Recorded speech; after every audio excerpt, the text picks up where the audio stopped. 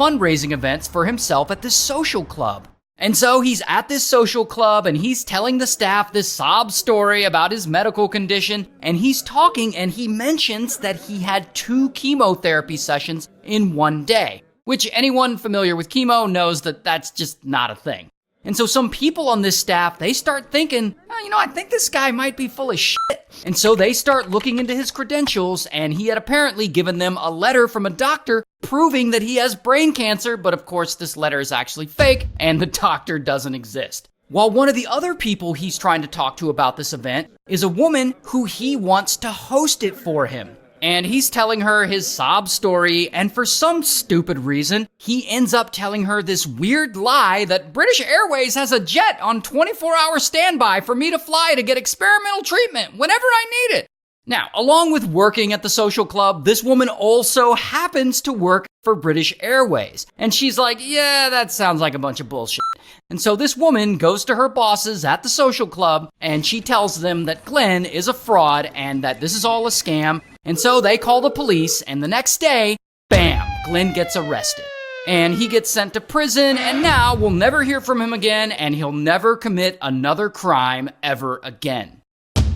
Until... No. This all gets much worse. Because after a few years in prison, he finally gets out. And it's now 2006, and he's probably like 30 years old at this point. And Glenn is having money problems again. And so he gets on the internet and he starts cruising through gay chat dating websites. He's looking for someone to con. And he's gay, by the way. And eventually he meets this guy, who we'll call McDonald. And Glenn and McDonald, they start chatting and they hit it off, and McDonald thinks he is fine. And they start planning to meet up. Here's the thing about McDonald, though. McDonald is actually married to a woman, and they have 3 kids together. So he's actually in the closet and he's hiding his real sexuality from his wife. And one day, McDonald, he's on the phone with Glenn and they're chatting. And McDonald's wife, she overhears him planning a romantic weekend getaway with this guy that she doesn't know. And so she gets pissed and she's like, "What are you doing?" And he's like, "I'm gay." I actually don't know what he really said to her, but I do know that she gets extremely pissed off at him and she leaves him.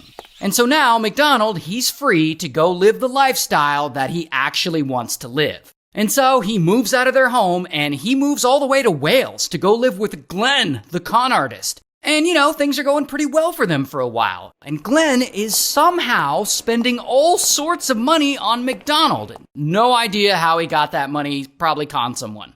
But that doesn't last long, because pretty quickly, Glenn runs out of money. And McDonald ends up being the one paying for everything and spending all his money on Glenn. And I guess behind his back, Glenn ends up figuring out a way to scam McDonald out of a bunch of his money. Because one day, Glenn is out trying to buy some stuff, and boom, his card is suddenly declined. And so he checks and he finds that his account has been completely emptied. And he's like, "What the fuck?" And of course, he suspects Glenn, because, that's the only person it could have been.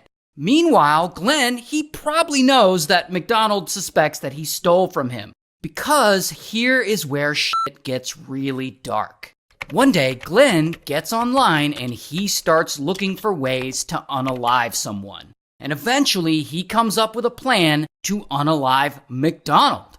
First, he gets him to come along with him on a little road trip to visit some relatives. Then he pretends to get them lost so that they're in the middle of nowhere and they have to stay at this cheap hotel. And while they're staying at this hotel, Glenn, he grabs a fire extinguisher that's there in the room, and suddenly, pow, he hits McDonald with it, and he beats him over and over again until he's unalived. Then he leaves the hotel for a short while, and he comes back, and he goes to the room, and he pretends that he just found McDonald there, and he starts acting all shocked. And he runs to the hotel lobby, and he tells them to call the police because his boyfriend was just attacked. And police come out, and I guess they immediately don't believe his story because, bam, they arrest him. And I don't have a mugshot, but I do have this picture of him in real life. And so ultimately, Glenn goes to trial, and he's found guilty, and he gets sentenced to life in prison. And a huge shout out to Leonardo.ai for sponsoring this video. If you want to make really cool art for your videos or just for your life, like this or like this, then sign up for Leonardo.ai.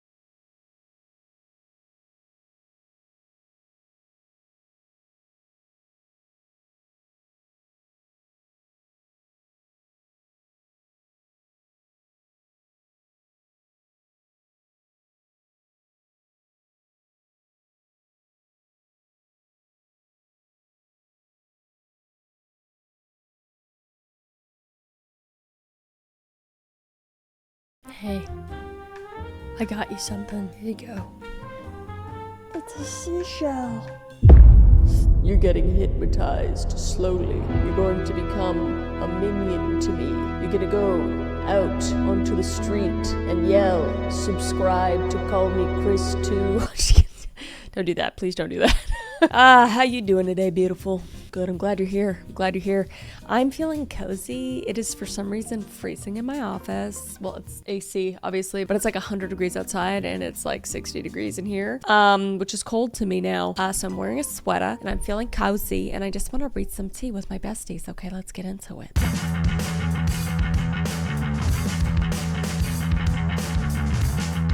Am I the a-hole for refusing to let a deaf coworker switch seats with me?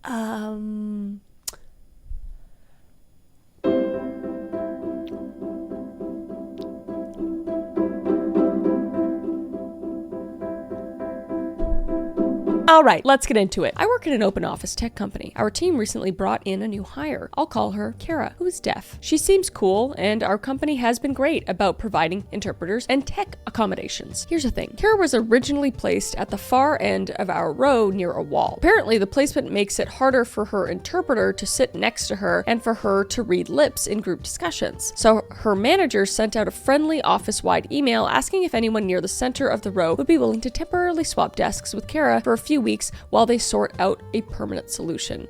There's so much more to read in your, oh, sorry.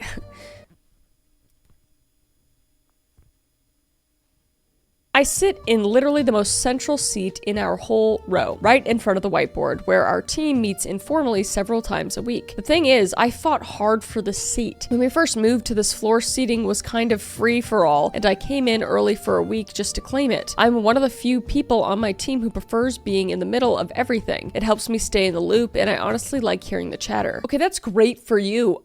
There's someone with a disability. So I didn't respond to the email. A few others did, but they were either on other teams or in less ideal spots. A day later, Kara came over to me directly and asked very nicely if I'd consider swapping. I was polite but honest. I said I really rely on my spot to stay productive and that I wasn't comfortable moving indefinitely. It said it was temporary. What are you talking about? They said it was only a few weeks. She seemed disappointed but said she understood. Yesterday, our team lead pulled me aside and said Kara has been having trouble following discussions and talked to me about team cohesion and how if I was a little more flexible, it would mean a lot to her. I asked why I had to be the one to move, and he just kind of shrugged and mentioned that I hadn't said no outright, which is true. You didn't answer the email. Now some coworkers are being weirdly short with me, and one even made a snide comment about how I value the swivel chair more than our coworker. I get that Karen's situation isn't her fault. Yeah.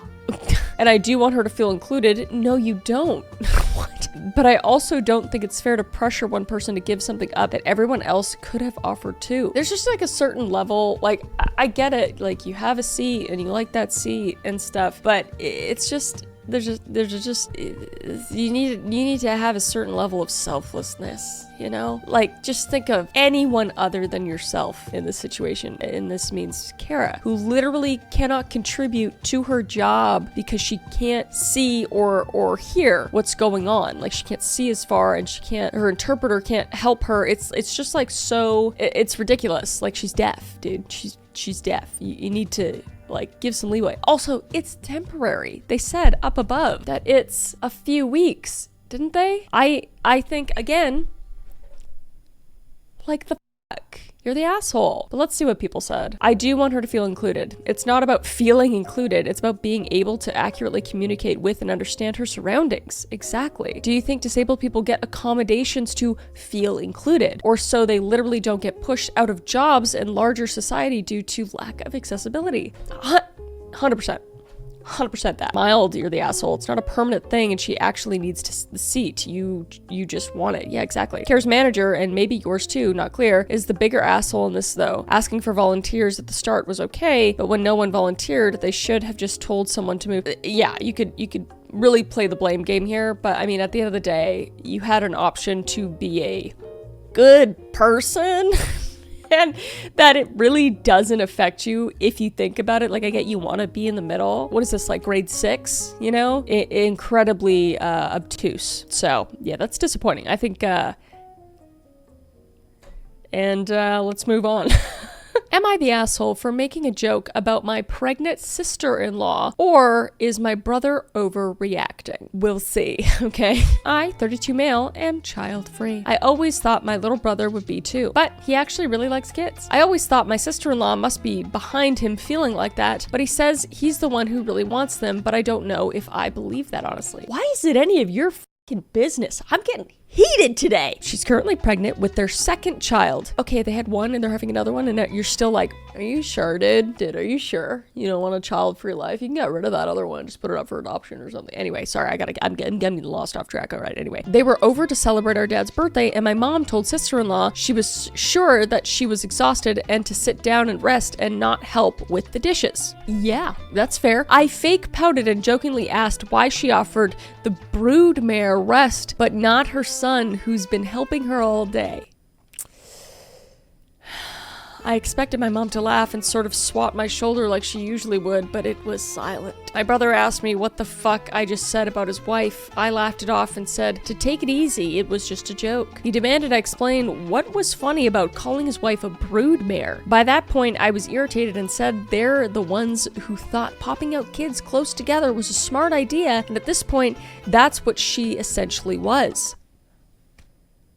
He called me a disgusting, immature asshole for how I spoke about his wife. No shit. Like, there's a joke, and then you just capitalize, you just laid on an extra fucking layer of cream cheese. My dad told me to leave, and my mom refuses to answer any calls or texts other than once to tell me she was disappointed in me. I really thought my family was just overreacting, but now several of my friends are saying I was being an asshole to my sister-in-law, and that there was no reason for me to say that. I really was just kidding, though. Am I really the asshole just because my joke fell flat? Well, you weren't kidding, because you literally said that you have an issue with other human beings who you're not involved in their life because you sleep in bed with them? That you called them like dumb, basically, for having kids close together, and then you insulted a pregnant woman who's extremely hormonal and probably not feeling too hot, that she's a broodmare. You minimized her into an animal. Yeah! You're the fucking asshole, dude. What the, yeah. What do you guys think? I'm gonna read the comments. So his brother really likes kids, but sister-in-law must be behind him feeling like that? Why? Why is he not allowed to like kids unless his wife orchestrated it? It's sexist. It's weird. It's very weird, misogynistic. They're the ones who thought popping out kids close together was a smart idea, and at this point, that's what she essentially was. Yeah, that's crazy. Interesting, he admits this is a mutual decision, but he blames sister-in-law, and sister-in-law is the one he's insulting. And then I read his other post, the one where he lost his job, refused to start looking because, quote, my girlfriend makes enough she can cover the bills, and demanded steak dinner she couldn't afford while doing absolutely nothing around the house. I'm pretty damn sure this guy's a misogynist, absolutely, who thinks women are meant to serve, and if they don't, like with his ex-girlfriend and his sister-in-law, he can treat them like shit. Damn. He is just a sexist, misogynistic piece of shit. A misogynistic narcissist who clearly doesn't like women or is able to put himself in others' shoes. Touch some grass, dude. Go to some therapy. Anyway, yeah, shit, man. These are bad. These are going to get me riled up, so riled up that I need a smidge of candy. Where's my candy? Guys, we have new Sour Boys coming out really soon. I think this is next month, but go grab some at sour.gg. We have 4 new flavors coming out. This one is my favorite right now, watermelon and prickly pear. Stay up to date on the Sour Boys. It's going to be coming out very soon, but it's an insane flavor. It doesn't exist anywhere else. It's also more sour than the other sour strips. We have sour levels now. Very cool, very good. Go check out sour.gg.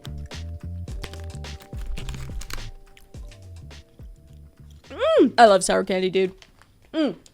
Delicious. Am I the asshole for showing up to my boyfriend's surprise party even though his girl best friend didn't invite me?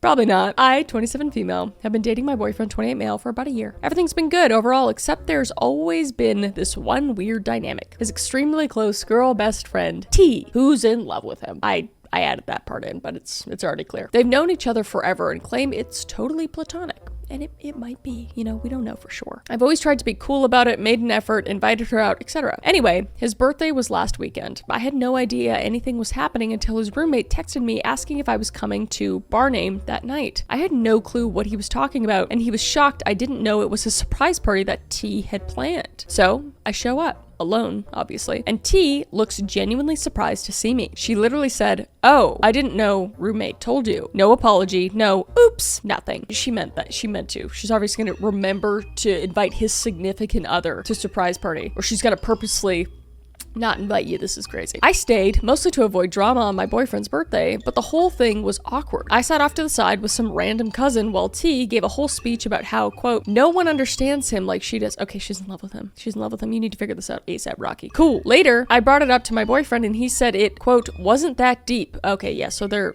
probably sleeping together.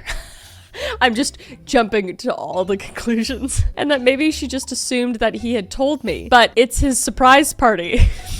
Wouldn't you assume your girlfriend should be there? Now I'm wondering if I should have just left the second I found out I wasn't actually invited. I feel weirdly guilty, but also humiliated. You should leave. You should go out of this relationship because they have a relationship, a weird relationship together that you're just kind of in, it seems. You probably should have been informed about his birthday party. That's wild. Yeah, you gotta sort it out with him. I mean, he's saying it's not that deep. Those are red flags. I would push him further, and then if it stays like that, I'd probably head out. It's only been a year. You got time. You're 27. You're still young. You'll be all right. All right, let's read the comments. No, girl. Something seems really fishy about her, and your boyfriend being so nonchalant about it is also really weird. You, his girlfriend, weren't invited to his surprise party by the person organizing it. It's definitely on purpose, and the way she is acting, the whole I'm the only one who understands him is kind of really weird. I'm just getting some bad vibes. Yeah, I'm getting all the bad vibes too, sister. I think some more discussion needs to be had with you and your boyfriend, like I said, but I definitely keep an eye on her because she seems really off to me. The whole situation is weird. It's clear she intended for you not to be there at your own boyfriend's birthday party. You are not the asshole, girl. She definitely is. I agree. And I'd mention that more to your boyfriend about how she was acting, especially if the behavior does concern you. You should make your feelings hurt. Agreed. Yep, OP needs a serious chat with the BF ASAP. His girlfriend clearly crossed a line to publicly humiliate and ice you out, despite boyfriend's attempts to minimize. This was a provocative stunt intended to sow dissent into the relationship. Yeah, and it is that deep. It is deep. I would tell boyfriend she feels hugely insulted and she is not moving past this until this is addressed directly. He needs to acknowledge his friend crossed a line. I wonder if he's just like super naive, because some guys are like that. They're just like, she's just my buddy, you know? Like it's not that big of a deal. Yes, it is! Yes, it is. He's gaslighting, disrespecting you. Let T keep him. Break up with him. Tell him it's not that deep. That's my favorite one. Not the asshole. Yeah, the it's not that deep really got me. I was like, whew. Like, way to invalidate her feelings immediately about something she's very concerned about and something that's really weird and not even remotely normal. This doesn't happen often. Very strange. Extremely strange. I personally would just leave. I just get the fuck out of there, you know? Let's move on. Let's do one more. Am I the asshole for telling my girlfriend first come, first serve? This could go a lot of different ways. I don't really know. Let's read. So my 27 male girlfriend, 26 female, was bugging me yesterday about not being a virgin like her. Oh, it's in that context. I thought they were going to be talking about food, but they're talking about virginity. This just got weird. Okay. This type of behavior was normal from her as she teases me from time to time, but mostly harmless. She grew up in a strict Christian household, so she, of course, wanted to do it after marriage. Whilst I, also raised under a Christian household, but not as strict as hers, had some freedom of what religion I wanted to believe in. But this has nothing to do with religion, so I won't continue about it. Okay, that was a weird segue, but alright. So what I was saying is we've been dating for about a year and a half now, and we've only had great times. Sure, a couple of fights here and there, but what couple doesn't? Yeah. All right. I don't know. It's like you're trying to convince yourself, you know? Anyway, right about our first dates, I was upfront about me not being a virgin and what others' beliefs people share around their first dates and other boring stuff. So cutting till yesterday, we were home alone. I was in the living room binge watching random shows on Netflix when she came out of our room and stood in the kitchen making dinner. Okay, for what are you, 27 years old? You need to learn how to write sentences. I was in the living room binge watching random shows on Netflix when she came out of our room and stood I'm the kitchen making dinner. She left the pot on for the food to cook and sat next to me on the couch. Regular day, the both of us. I'm assuming maybe English isn't your first language, so I'm gonna give you the benefit of the doubt. Regular day for the both of us. And then started teasing me about not being clean like her. I was like, whatever, and joked to her and said, quote, first come, first serve. She stared at me and went to our room. That was at 8 p.m. and now it's 2 a.m. a.m. with the room's door still locked. Did I mess up? I think there's a world in which this could be like a joke. I mean, I think you meant it as a joke, but it's just like one of those things where it's just gonna linger in the girl's head, and she's just gonna continue to think about it and probably spiral if she's anything like me. So I don't think you read the room really well, or the asshole. I mean, she was saying that you're not clean like her. That could, you could get offended by that, because that's something to say to somebody. That's kind of, so I think it shouldn't be that big of a deal. I think you can go and apologize and be like, hey, if you didn't think anything of like the clean thing, then that's fine. But just be like, hey, I didn't mean it like that. Like, you seem to be joking, so I wanted to throw in a joke there. It just needs to be a discussion. I don't think it's that big of a deal, But it wasn't a nice thing to say. I wouldn't have said that. It's just leaving room for her to think about the first person that came along and like served off of you. And it's just weird. Let's see what people said though. Strictly speaking, no. Yeah. People who obsess over virginity one way or another are weirdos. Do you and leaves others in peace? Why can't anybody write sentences? It's not an achievement. It's not clean or pure. Nobody cares. Yeah, the clean thing was like a little bit icky. I don't know. So I think there just needs to be like maybe more discussion to be like, hey, yes, I'm not one, but I'm not the sum of all my actions. Like that's, I'm in the relationship with you now and I want to focus on that. Don't really want to focus on the past. And, same for you. You guys need to have that mutual understanding. Otherwise it'll just keep like popping up. Not the asshole. If she can dish it out, which she did, she should learn to take it. Men get bashed all the time for caring about the body count of their partners. The rule goes both ways. What happened before your relationship should be of no concern. Yeah, and if it is for the other person, then that's their issue and they can deal with it. And if they can't, then you guys aren't right for each other. It's just like, yeah, just focus on what's happening now and how that's, I don't know. I do believe like it's that the whole conversation probably just wasn't necessary, and that happens. I've been through that a million times, so I think you probably will be all right if you guys talk it out. But if she continues to like hold that over your head, then it's probably not worth it. It's probably not good unless you can handle it, I don't know. But yeah, let me know what you guys think down below. And yeah.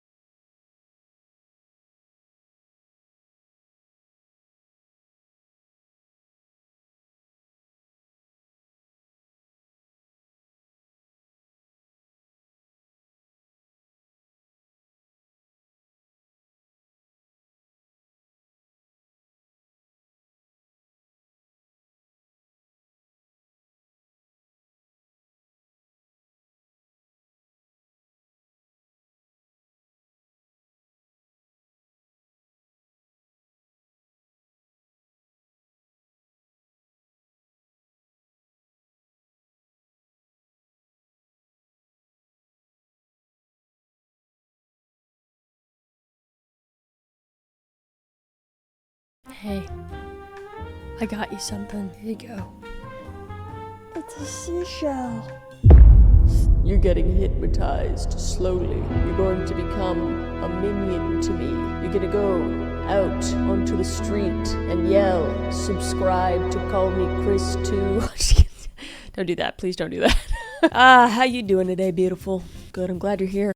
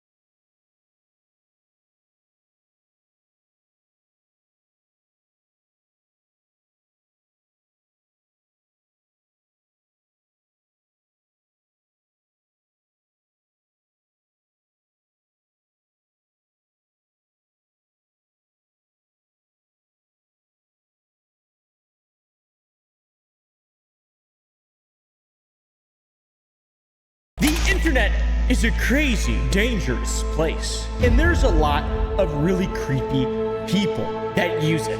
Okay? And on top of that, there are also a lot of children that use it. And when you get creepy people and children in the same spot, you get a lot of bad things.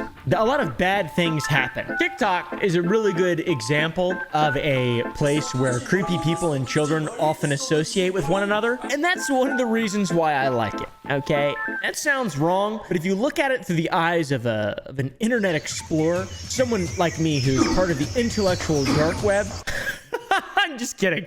It's fun to talk about fucking creeps and weirdos and teach, you know, some young people the dangers of freaks that have influence on the internet. That's what I want to do. Today we're talking about some creeps and some weirdos. Some you've heard of before and some you haven't. I promise. One of these guys is so strange that you might bust. And I don't mean like in a good way. I mean like in a bad way. Like that underwater capsule thing that happened recently. That type of busting. We made a video on this dork already once before, and so many people have covered him. He's a creepy, weird ginger man on TikTok who's been kind of batting 1,000 when it comes to being a fucking freak. Green grass, blue sky. Butterfly on the day that I... So Paul is basically a moody teen that's actually 50 years old that dances in his father's bathroom, and he disappeared for a little while. He keeps getting banned, but he's back and he's still being a moody teen, still dancing. Check this out. He looks different now though. He looks a bit more puffy.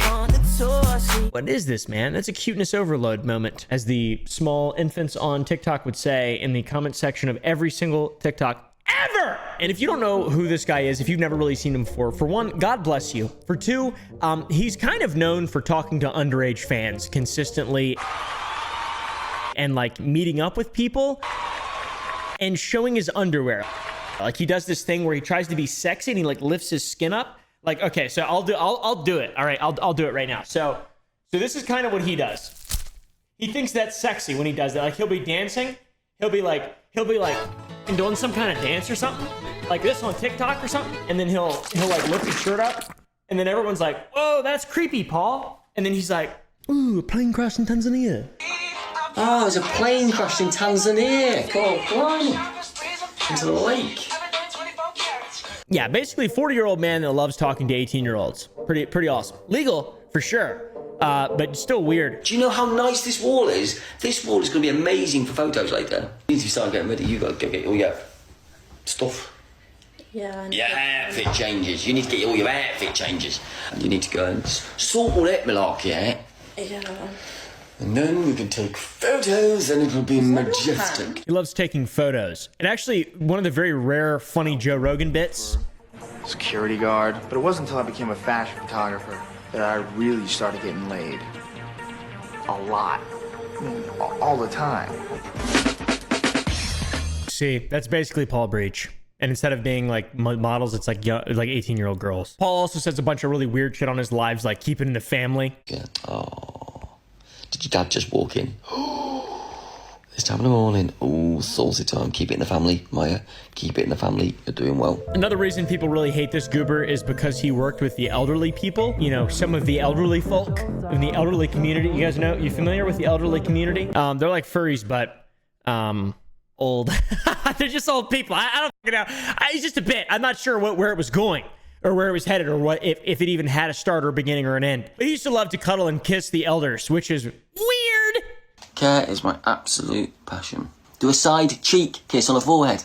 Again, acceptable. And that's against CQC guidelines and policies, which is the rules you're supposed to follow in working with the elderly. You can go into one facility where they say that's not acceptable to show any affection to a resident. I cannot imagine Paul Breach making out with me. That's weird, especially if I'm old. You can go to another one where they want you to hold hands, dance, skip, muck about with the resident. Swirl them round, not completely swirl them round, only 180. This guy gets so much hate, and is it deserved? A lot of it is probably deserved. He's a really weird, creepy dude, you know, in all honesty, and nothing's changed either, so he hasn't like really sort of addressed anything. He just keeps on dancing, keeps on acting like a kid, and he's still 50. And he even makes alts saying he's a nice guy. Paul is a nice guy. I might be very wrong, but they're the same trousers and the same shoes as in that video, which means Paul is making accounts to kind of like big himself up. I don't know. This is weird. Yeah, so that's pretty sad as well. There's also even a live Paul Breach location map to see places that he's visited because he's a legend apparently in the United Kingdom. One of the other reasons why I don't like the United Kingdoms. I'm glad we seceded in 1776. So another person, Nova Online. Now, I'm going to be frank. Nova is a person that I've seen a lot on cringe pages on Instagram. And normally with cringe pages, I love consuming them and I try to pull back whenever the cringe, the obvious, delicious, sweet, succulent, tasty cringe turns into just pure bullying. And a lot of what they post of Nova is just pure bullying. It seems, at least. And while there's no genuine, horrible instances of things happening in regard to this person, there's a lot of really creepy stuff. And that's what we're going to be focusing on today because I really enjoy creepy stuff. By the way, don't go bully or hate anyone. Maybe Paul a little bit because he's an old man, he deserves it. But a lot of these people are going to learn, I assume, how to act and treat people online and eventually be accepted members of a society, I assume. So Nova's name is Gabe. Seems like a nice young guy, very Discord moderator-esque, not a bully. That's just true. I mean, I have mods on my Discord that look exactly like Nova. Pretty standard vibes going on here, pretty standard aesthetic. Nova has 365,000 followers on TikTok and is a 19-year-old man. He calls his fans Nova stars, and he had a Wingstop review that went viral, which I saw it. I thought it was really cute. I liked it a lot. I wanted to support. Trying Wingstop for the first time. Mango habanero wings. Okay, these are very, very spicy. Oh, wow. Since this, the person known as Nova has sort of degenerated into a Discord admin type meme. Like literally the meme, the stereotype is in real life. And we're going to get into that. It's kind of creepy. Before all of this though, the TikTok review food thing, like report of the week, went viral and became his thing for a while. It's sad to say, but you can probably imagine that the way that this person looks and talks and acts, there's going to be a lot of people trying to mess with him because that's just how the internet is. And Nova is always battling trolls. Literally always battling trolls. Nova beats the snot out of him in videos. We've seen this before. We've seen this clip before. This goes hard. I mean, it's true. It's true. It's true. That's the way to handle the trolls, though. You just got to give them a what for. The old 1, 2, 3, 7, 4, 5, the 1, the 4, the 5, the 2, the 3, the 2 over the 3 to the 1. It's really interesting. Nova being the loose lip creature he is, it's very easy for trolls to get a hold of him. In a Monster Energy review, he once said that his church was for Babel Camp, whatever that is. But I think he meant Bible. I think that was a mention of Bible Camp. And if you're wondering why I'm not at home, I'm at my church for Bible camp. Bible Camp. And people really bullied the shit out of him there. Simple misspeak. That's fine. That's fine. One sort of sad thing involving church for Nova is his trolls got him banned from his own church, which is, I want to say, really funny, but at the same time, it's sad because it's like religion is a big part of some people's lives. I don't really know. It's not good. Don't be that. Don't be a Nova hater, all right? And also probably don't be a Nova star either. Just watch from a distance, like what I do. Hello. Interesting. Nova even had to one time purge his Discord because of all the trolls, and he wasn't able to determine who were trolling him, who were the alts of the trolls. He just deleted everything and started over. Hey all, it's Nova Kadri. I just wanted to let you know that our Discord is back open after we purged every single account because we had to get rid of all the trolls. Which is also kind of crazy, but up until this point, I haven't really given you guys a good reason as to why Nova's been bullied or been called out for being weird and creepy, why he's on this list, why he's in this video. It's not because of the way that Nova dresses, his appearance, the way he talks, what he does online. It is because Nova is a bit of an alleged predator. Not good, man. I read a very bad, I'd say, actually. Very, very bad. It's not that difficult to just not be a fucking predator. Through all the grime and dirt that has accumulated due to weeks and weeks without washing, we found some bad stuff that's happened between Nova and his trolls. His trolls posed as his friend, and they baited Nova into telling them stuff, and just as if they were normal users. Nova stars, all right? The Nova haters baited Nova into thinking they were Nova stars, and then covered some very horrendous things. Nova is apparently someone who suffers from a thing called age regression, which is when someone reverts to a younger state of mind. So basically, it's like me, a 26-year-old man, having the personality of a 12-year-old boy, which is, I feel like, pretty accurate. But I don't think I'm 12. I think I feel older than I actually seem. I just think poop is funny still, and farts and you know, queefing. I love. I'm just thinking about a recent queef I encountered. Not really. That's a joke. So, anyways, Nova exhibits some childlike behavior due to his age regression. Ooh, wow. Twinkle, twinkle, little star, how I wonder where you are. Up above the world so high, like a diamond in the sky. So this is like a 19-year-old dude, by the way, a full-grown man. I had a beard when I was 19 and a big swinging, you know, I was a man. I was a man when I was 15 years old. I mean, look at me. Jesus Christ. I just turned 15. So basically, no excuses, though. That's the point. No excuses. I don't really care if you have age regression or something.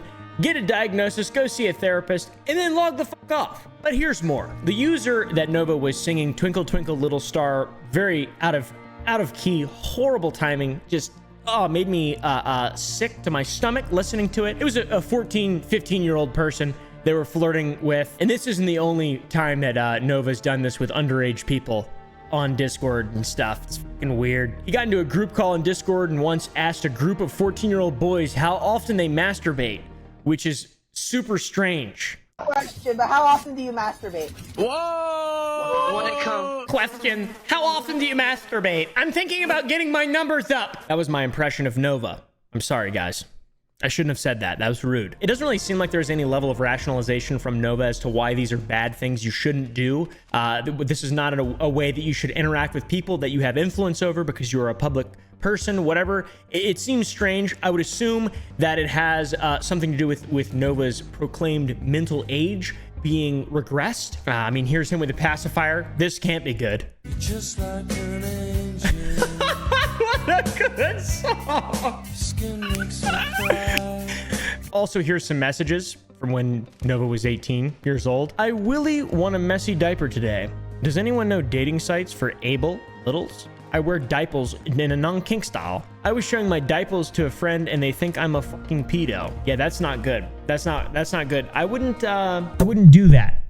Just in general, I think that's very strange, maladaptive behavior that will have no positive influence in your life whatsoever. And I feel like you should probably seek professional help for that. I mean, I don't know what else to say. People said that Nova was also allegedly following a bunch of underage people on his TikTok account, which that's not really like a huge deal. There's a lot of underage people on TikTok that post and you can't necessarily just tell their age. So that's kind of weird. It's not out of the realm of possibility that Nova does enjoy content made by children because he is a 19-year-old baby, which, you know, kind of what he's into. And finally, guys, well, what has he said about this? Has Nova ever made any sort of statement on these accusations and the weird shit that's been going on? Well, yes, but not in the way you'd think. No accountability was taken, no attempt to set the record straight, no apology, no attempt to defend himself, just attacking people that were calling him out, attacking the haters. Getting on small TikTokers just trying to be fun, but all you want to do is falsely accuse them of crap they never did. Y'all are being legitimate assholes. Have you ever seen an episode of Darman? You would know to not be an asshole to people you don't know nothing about. Okay, well, I didn't realize that Darman was making videos that were meant to be taken as actual moral guidance. Darman is not an arbiter of what is right and an ethical, North Star. Wow. We just found out Darman's audience, though. Holy shit, I love that. What happens in the dark always comes to light. By the way, Nova. And falling asleep, Discord calling a 14-year-old person in the dark is very strange, Mr. Discord moderator, sir. Nova does say in that response, wherever the is, that the pictures are Photoshop. There's videos though too. In fact, we've only shown a couple pictures and more videos. So what does an anime protagonist do after something like this comes to light? Well, the training arc begins. Makes sense. More training. Let's get ready. Fight the haters, Nova. You've done nothing wrong. You're just an adult man with a baby's head inside you and you like wearing shit and stuff. You're not a predator. You're just a weird person who needs help. Probably both, honestly. A predator and a weird person that needs help. Nova still posts on TikTok all the time. Nova, if you watch this, I would recommend taking a break, doing some reading. Read about philosophy. Find a therapist. Find some kind of a way to better yourself and to not continuously fall in the same traps, because the internet is going to be the undoing of you, I promise. That's not a threat.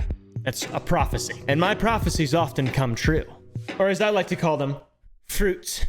Johnny Elbows! Hey! My arch nemesis. You gotta be quicker than that, buddy. So this is a person who is clearly a disabled person, who clearly is a victim of a lot of bullying online, and is also a living meme. Living, breathing, corn nut stealing meme. They want to know if you had a poopy accident.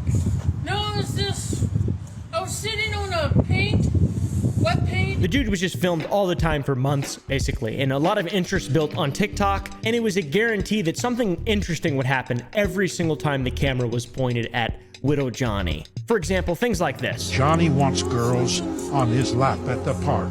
What a strange video. And if a girl really wants to sit on my lap and swing with me, she can really do that too, and you can really give me a hug when you're swinging. That's weird. That's really weird. I like the phone vibrating. Sounds like little farts, little IBS farts. If a girl really wants to sit on my lap while I'm swinging, well, you can give me a hug too. Shortly after this, Johnny made a similarly hornily charged remark to a much younger girl. Said, "You got a cute butt." Especially that girl in the shorts keeps looking at me. Leave him alone, John. Don't pay them no attention, man. If you don't give them any attention, they won't bother you. You know what I mean? No, John. What? No, dude. No, dude. And you can tell that Johnny realizes he just fucked up the entire thing. No, not her butt. Her shorts. No, dude. No, like man. The shorts of hers. He tried to save face. It was really awkward, and that was his downfall. And his buddy, the guy filming, his buddy Mario, recorded it all. Yeah, it's wild. Mario, his friend, was the same guy who zoomed in on Johnny's brown streak on his pants. Not really something a friend would do, in my opinion. Johnny drops it low.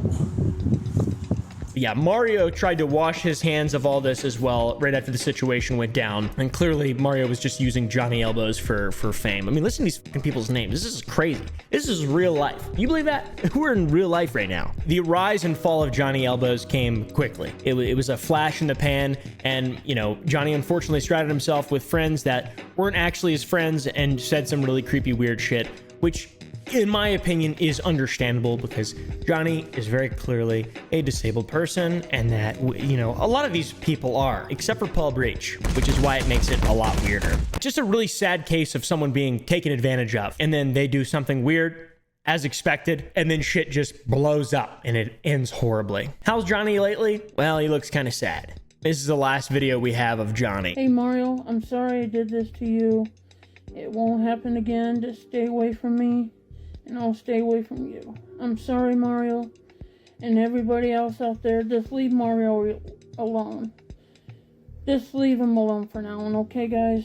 It's so stupid. Who convinced Johnny to apologize to Mario? Regardless, it's the end of an era, and it is an era that definitely needed to end. Like this era. Jupiter.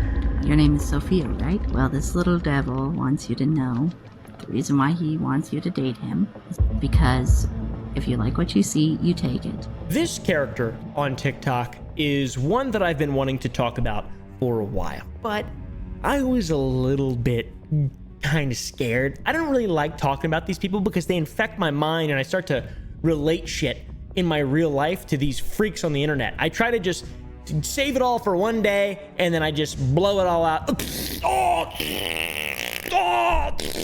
You know what I mean? I don't like to deal with this for too long, so we're doing it all at once. Corbin Panel, interesting name. Also known as Jupiter, also known for being a little bit of a devil. And by a little bit of a devil, I mean a creepy, strange, weird devil that sends Snapchats to girls trying to riz them up. I feel guilty looking at this. All right, I've seen this person on cringe pages a lot, and it just seems like something that shouldn't be talked about. But as soon as the real true stuff the real true information starts to come out, it's like, all right, now we can talk about it because it's clear as to what's going on. It's a weird, creepy, weird devil. The dude is not a human like the rest of us. The dude is a hybrid. He's like Lucifer from the show Lucifer. He's a creep. He's a weirdo. And there's just a whole life that Jupiter lives that we'll never understand. My dad's a vampire. My blood dad's a vampire. My blood mom's a werewolf. Meaning I wound up with both their powers. So when I first got on with you, my skin started to itch. So, as you can tell, another person potentially with a disability that has just garnered power and fame and then used it to be very fucking weird and creepy and predatory. Why does this keep happening? What is in the fucking water? What is in the water, dude? What do they drink? What's in the Mountain Dew? All right, what the fuck? Tell me about your ideal date. If you had to take me on a date, what would you do to me? I mean, with me. You're funny. You're funny. Thanks. And cute. So, I'd probably take you somewhere nice. Probably take you up to Golden Corral from my place. And if you've noticed how when I'm literally turned on, you can tell just by my eyes, because my eyes start glowing a little. That's weird. That's weird. Golden Corral, your eyes glow when you're turned on. This person also has claimed before that they need to suck blood to survive, and not even human blood, but inanimate object blood, which I don't know what the f that means, dude. Inanimate objects don't have blood. So what blood do you drink? Usually animal blood. Bring inanimate objects to life and use them as a blood source. They're known as homunculi. He calls them homunculi, and he even gives them names, bro. Like an alchemist from the medieval times. What was the last animal you ate? It was an inanimate object that I drank blood from, and I'd rather not get her now because she doesn't like being on camera. She's shy, so I can't really. Well, can you bring another inanimate object on? They want to meet. They want to meet some of your friends. This was one of the inanimate objects I brought to life. Her name's Shiratora, so she's one of the many homunculi I brought to life. They're My Little Ponies! This is like stuff that I would do when I was 3 or 4 years old, playing pretend. I probably wasn't even that creepy. To be honest, when I was 3 or 4 years old, I used to just have machine guns. I'd go.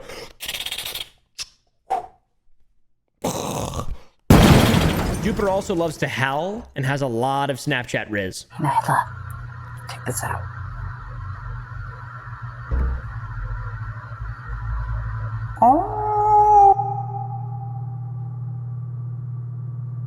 Just get off the app, man. Just don't get off the app. You know, just get off the app. I don't know what I'm saying. Apparently, this person also has children. He had triplets with a woman where he injected his seed into her. I don't know if that's true. He used his mana to develop the babies. So, like, you've had children with her?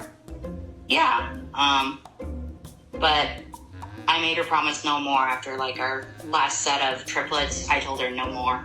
I was done. This guy's creating homunculi. I mean, this is straight up. Someone called the fucking FBI. This guy's using alchemy to create homunculi. I don't know if this is a joke anymore. I don't know if this is true. I don't know if this guy's mentally ill. Well, I don't know what's going on. We're creating homunculi. So strange. So strange. So strange. Do you have any more kids with any other inanimate objects? I'm gonna say this isn't a bit. She's the only one. I don't do multiple inanimate objects to bring to life because I know one of them eventually will turn on its master, and it's happened more than once to me when I was young. I used to be able to bring inanimate objects to life, but once I did so, they turned on me. Once they found out that they weren't the only one, they turned on me. You're like their master, right? Yep. You know what would be really funny is if that was true. That wasn't a bit at all. And it also wasn't even just like a weird psychopathic lie. It was just true. And he had like a little triplet homunculi. He's the only guy in the world who just has hacked into this ethereal realm and this alchemical ability. Like he waltzes to the apothecary, brings back an elixir of wakefulness, blows some seed out into an inanimate object, and then just has triplets running around. What the fuck? So what kind of character is Jupiter? Well, you can tell based on what we have talked about so far, but he also is a tit man. I like sucking on tits mostly. Plus, a pedophile. It is with a humble heart that I, Jupiter, was a pedophile. Dude is either the main character of some kind of show or anime or something. I ask the world's forgiveness, as well as those who I've wronged. Bree, and all those other named souls that I have wronged. Pedophilia was never really what was supposed to be. I don't really know what is this. This is a very strange apology. Very weird. It's like the cameras are pointing at him. I swear on the name of Jupiter and Corbin Pennell. I swear upon that name that I will make this right.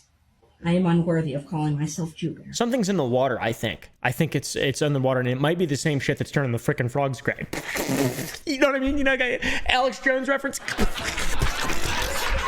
Jupiter's probably the worst person on this entire list, by the way. Here is him thinking someone who is 13 is willing to send him...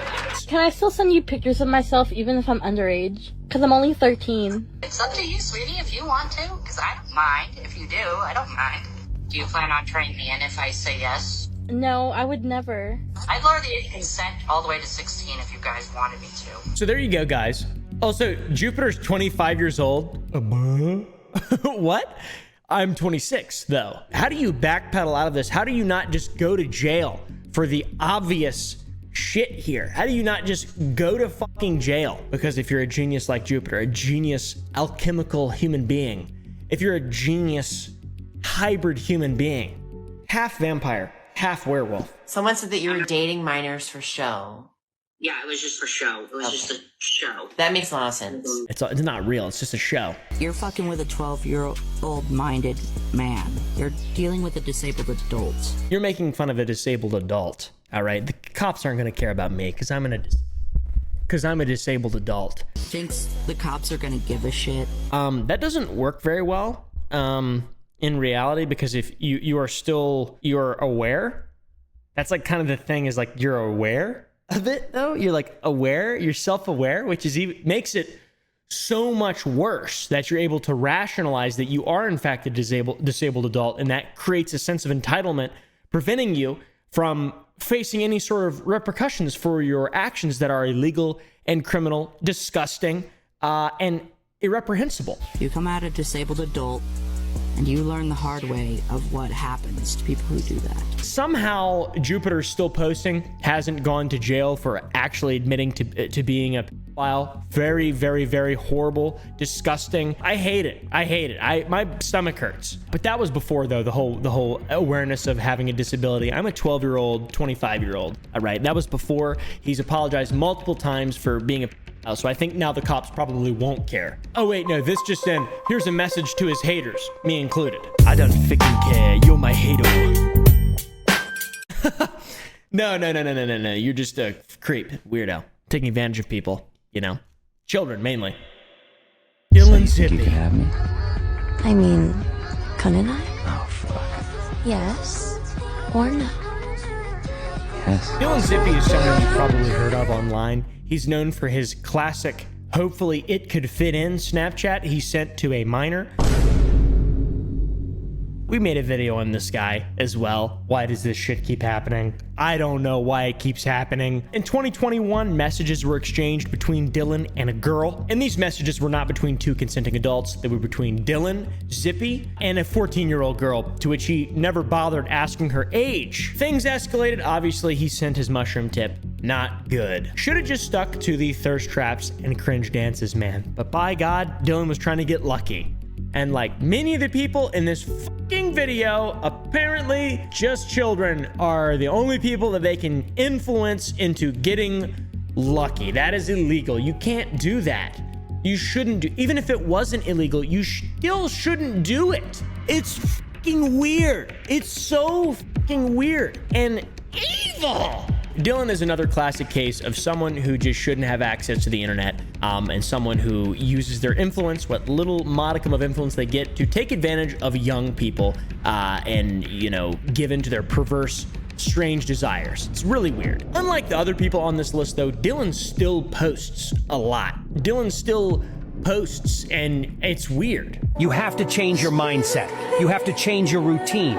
You have to cut people. Strange video. The comments are horrible. She said she was 12. Dylan is known as the creep who just got away with it because there were really no consequences to his actions aside from comments on YouTube. And by God, there are a lot of horrible comments on his YouTube. It's bad. I'm just glad the thirst trap era is over, and now we have this weird era. The airplane era. Okay, Dylan, that's pretty cool. Last character on the list, Donovan Mayo. Miss Phoenix Train, please have a seat. You've probably seen this guy on cringe pages as well. I now know that I should have done more research before writing these people off as people we shouldn't necessarily just bully because of the way that they look. Donovan is a bit of an honorable mention. He thinks he's got Riz like Dylan, okay? This is my Merithian Master Blade. I actually forged it out of the Merithian candle. Quite a rare specimen, if you ask me. He cosplays cringe characters like some other people on TikTok. And he's also just kind of cringe in general. But mainly, Donovan is a diehard fan of the Dream SMP. So much so that he's made his own live-action fan film and fan fiction fucking cringe skits about it. I don't really understand Minecraft anymore, and the SMP stuff, I don't get stands. I don't understand any of that. I'm a fucking 45-year-old man. Literally, this guy, it didn't exactly go very well, okay? He has a love for Minecraft, and he has a lot of commonalities with the Minecraft community, more specifically the YouTuber community, and by that I mean he likes behaving inappropriately with underage viewers. Shocking! Yeah! And also, he is very based and hates the LGBTQ community, based in a bad way. I don't care about the LGBTQ community. People are allowed to date whoever they want, whatever gender they want, however they want. I'm just letting bygones be bygones. But still, stop putting that on my mentions. Okay, so this all stemmed from him being added a lot in gay things that apparently he's already seen. He doesn't like the LGBTQ community. By based, I meant bad based, just in case that wasn't clear enough for you guys. He seems like he doesn't really like being tagged in gay stuff, though, so it'd be a shame if people kept on tagging him in gay stuff. Also, never tag me in anything gay, ever. He eventually did a live-action roleplay with a character named Phoenix Dream, who was played by a girl who ended up being 14 years old. He asked Phoenix out on a date during some of their lines and weird stuff. I mean, this is just so hard to stick with to me. Go on a date with me, and I'll spare everyone. Even the ones I haven't killed. Deal? That's weird. So he's asking a 14-year-old girl to go out on a date, and this all came out, and he was embarrassed. He released an apology video, and in my opinion, it's a pretty good apology. He seems like he genuinely made a mistake. Hello, everyone. My name is Donovan Mayo, aka Donovan Mayo 46. I'm widely known on TikTok as a cosplayer and roleplayer, but behind the scenes, I was roleplaying with minors but didn't know at the time. I didn't care to ask their age. There is one part that's a little bit damning in the video where he's like, "Is this a secret between us?" And then he said, "Maybe people think I'm too." So it's bad. It's weird. It's definitely really bad and weird. But very Discord moderator said to kitten type thing. He apologizes. It's based, and then he also does the thug shaker. Yeah. Don't let it happen again. And by the way, I genuinely believe that this is the best apology out of any of the creeps and weirdos and people who are just sort of downtrodden on TikTok. This is the best one, in my opinion. Very interesting events. In fact, I take back what I just said, because since that first apology, there was another apology about him sending sex to minors. He said he was just acting in the exchanges and he was practicing for when he decides to get a lover. Then he says, "I'm lonely and woe is me, I'm a victim," which is not cool when you're messaging minors. So, crap. Turns out I was wrong. Shit. I shouldn't have been so trusting.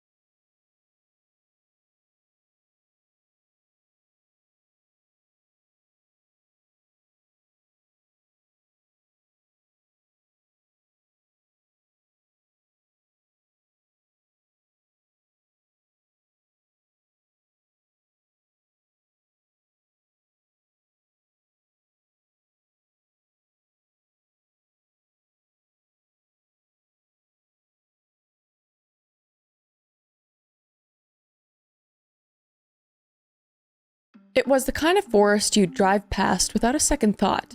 Just another stretch of trees nestled off a highway in the New South Wales countryside. Peaceful and still. But behind the stillness, something sinister was hiding. For years, carefree young travelers from around the world vanished without a trace along Australia's highways. Some were written off as runaways and others as accidents. But deep in the Belanglo State Forest, a horrifying truth waited to be unearthed. A predator had been hunting in plain sight, and the peaceful image of Australia as backpackers' paradise was about to shatter. This is not just the story of a killer. It's the story of how one man's darkness left a scar on an entire nation, and how justice nearly slipped through the cracks in the process. Crime, conspiracy, cults, serial killers, and murder. All things that I love to consume, and I know you do too, you sick, twisted, beautiful, intellectually minded freak!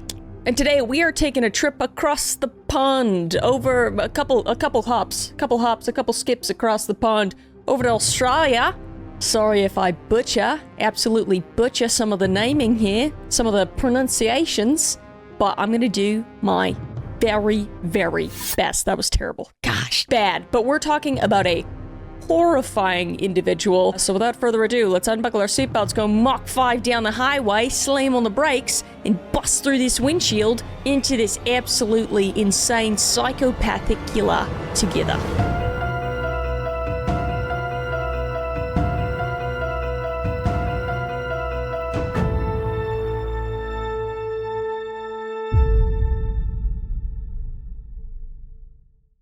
I talk about some pretty heavy stuff on this channel. And to get some escape, I like to go outside and I like to just scroll online or connect with my family. But staying connected online doesn't necessarily mean that you're protected online. So let me tell you about something that has literally changed how I use the internet every single day. And that's with Surfshark. Thank you to Surfshark for sponsoring this video. Listen, I travel a lot for content creation and even for the movie that's coming out soon. House on Eden, shout out. And when I travel, I often use public Wi-Fi. But public Wi-Fi is basically handing your personal information to strangers on a silver platter. And that's why I've been using Surfshark VPN. And honestly, it's become as essential as my phone charger. And here's what blew my mind about Surfshark. One subscription works on unlimited devices, which is super handy. So my laptop, my phone, my smart TV, even my gaming console, all protected at the same time. And most VPN companies limit you to like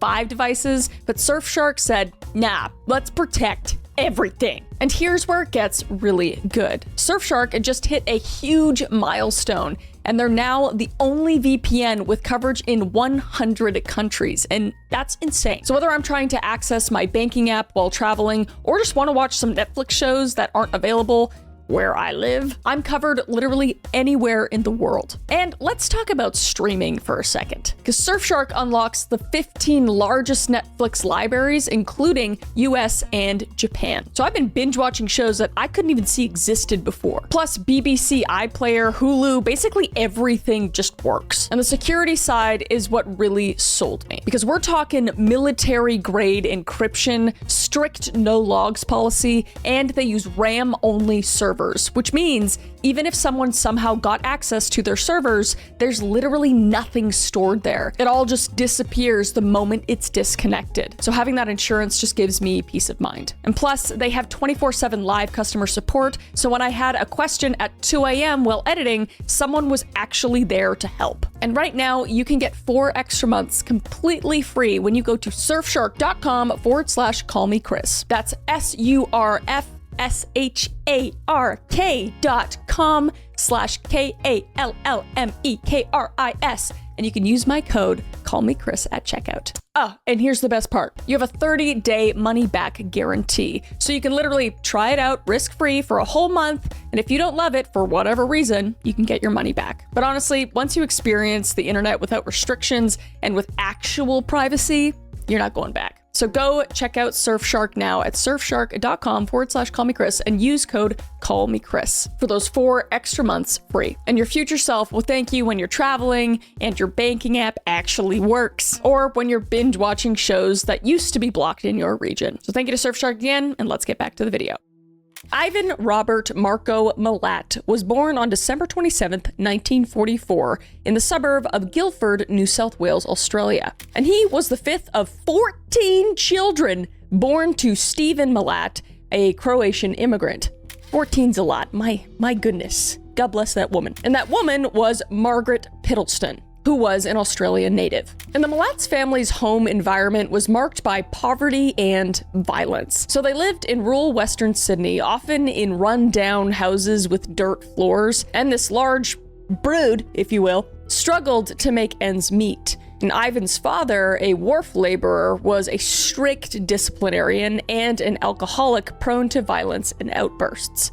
And Boris Malat, Ivan's older brother, recalled their father striking their mother at least once a week during drunken rages, which is absolutely horrible. And their mother, while devoted, had a fierce temper as well, though, sometimes punishing the children very harshly. It's like a domino effect. You know, the husband's doing it to the wife, and the wife's doing it to the kids. It's just terrible. And growing up, the Malat siblings were surrounded by weapons. Guns and knives were a normal part of childhood play, and target shooting in the backyard was just a common pastime. And with 10 boys in the family, chaos was constant, and local police became very well acquainted with the Malat household over the years. So from a young age, Ivan exhibited disturbing behavior that set him apart even in his tumultuous family.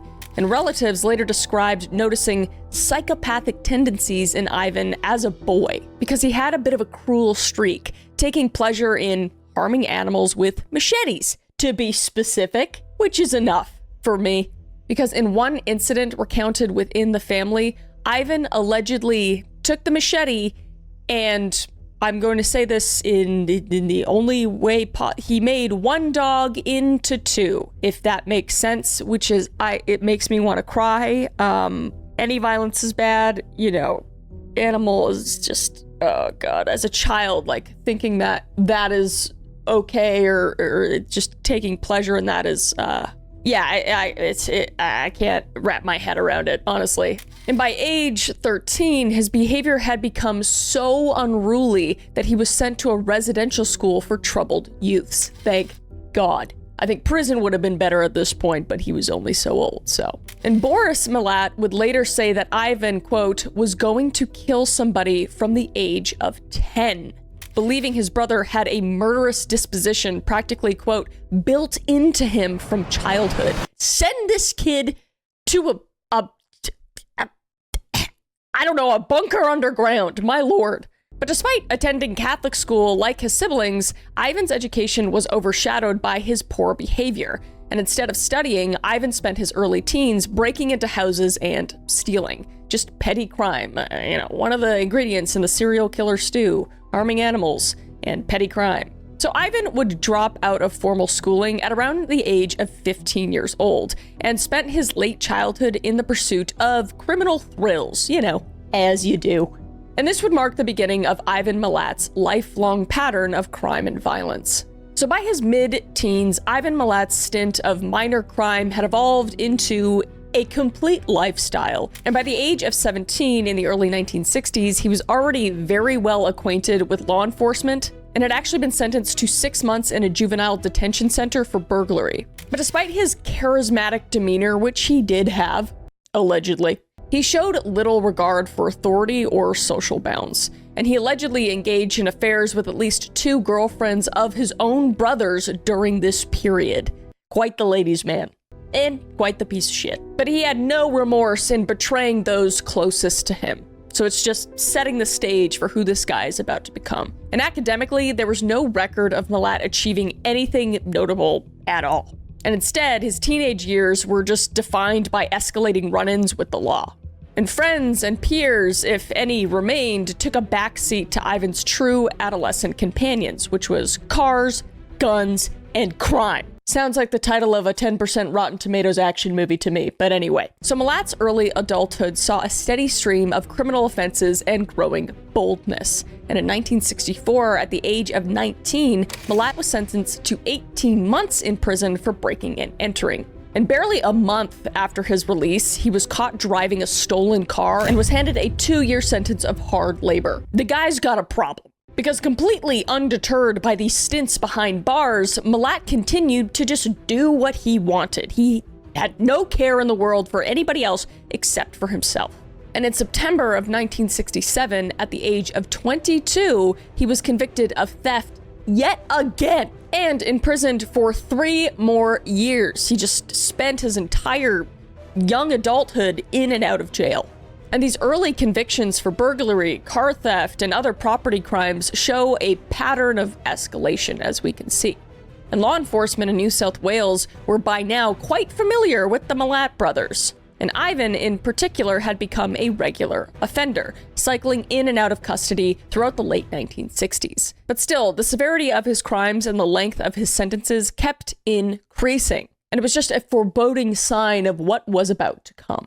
And Malat showed no desire to reform at all during his stints, because each time he returned to society, he would just slip back into his old habits.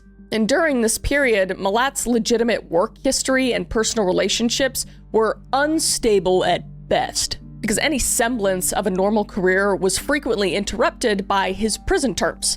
the consequences of your actions. But in the mid-1970s, he eventually secured a job as a truck driver for the New South Wales Roads and Traffic Authority.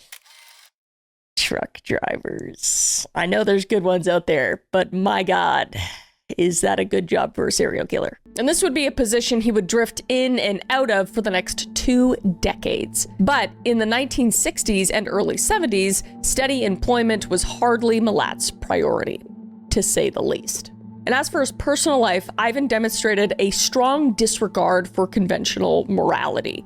He was known to charm women with his looks and confidence, but these relationships were often fleeting and very dysfunctional. And as noted before, he even seduced women within his brother's circle. But it would not be until the late 1980s that Malat entered into a serious marriage, and even that union would be overshadowed by violence. But we'll get to that shortly. So in his 20s, Malat's main commitments were to his own impulses and desires, rather than to any sort of family or any sort of other relationship.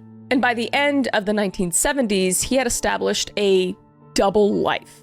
On one hand, he was an outwardly unremarkable blue-collar worker to acquaintances, and on the other, a hardened criminal with a growing potential for violence behind closed doors. So as the 1970s began, Ivan Malat's criminal conduct took a darker and more violent turn. And the first known instance of his brutality occurred on April 7th, 1971, when 26-year-old Malat picked up 2 18-year-old female hitchhikers near Liverpool on Sydney's outskirts.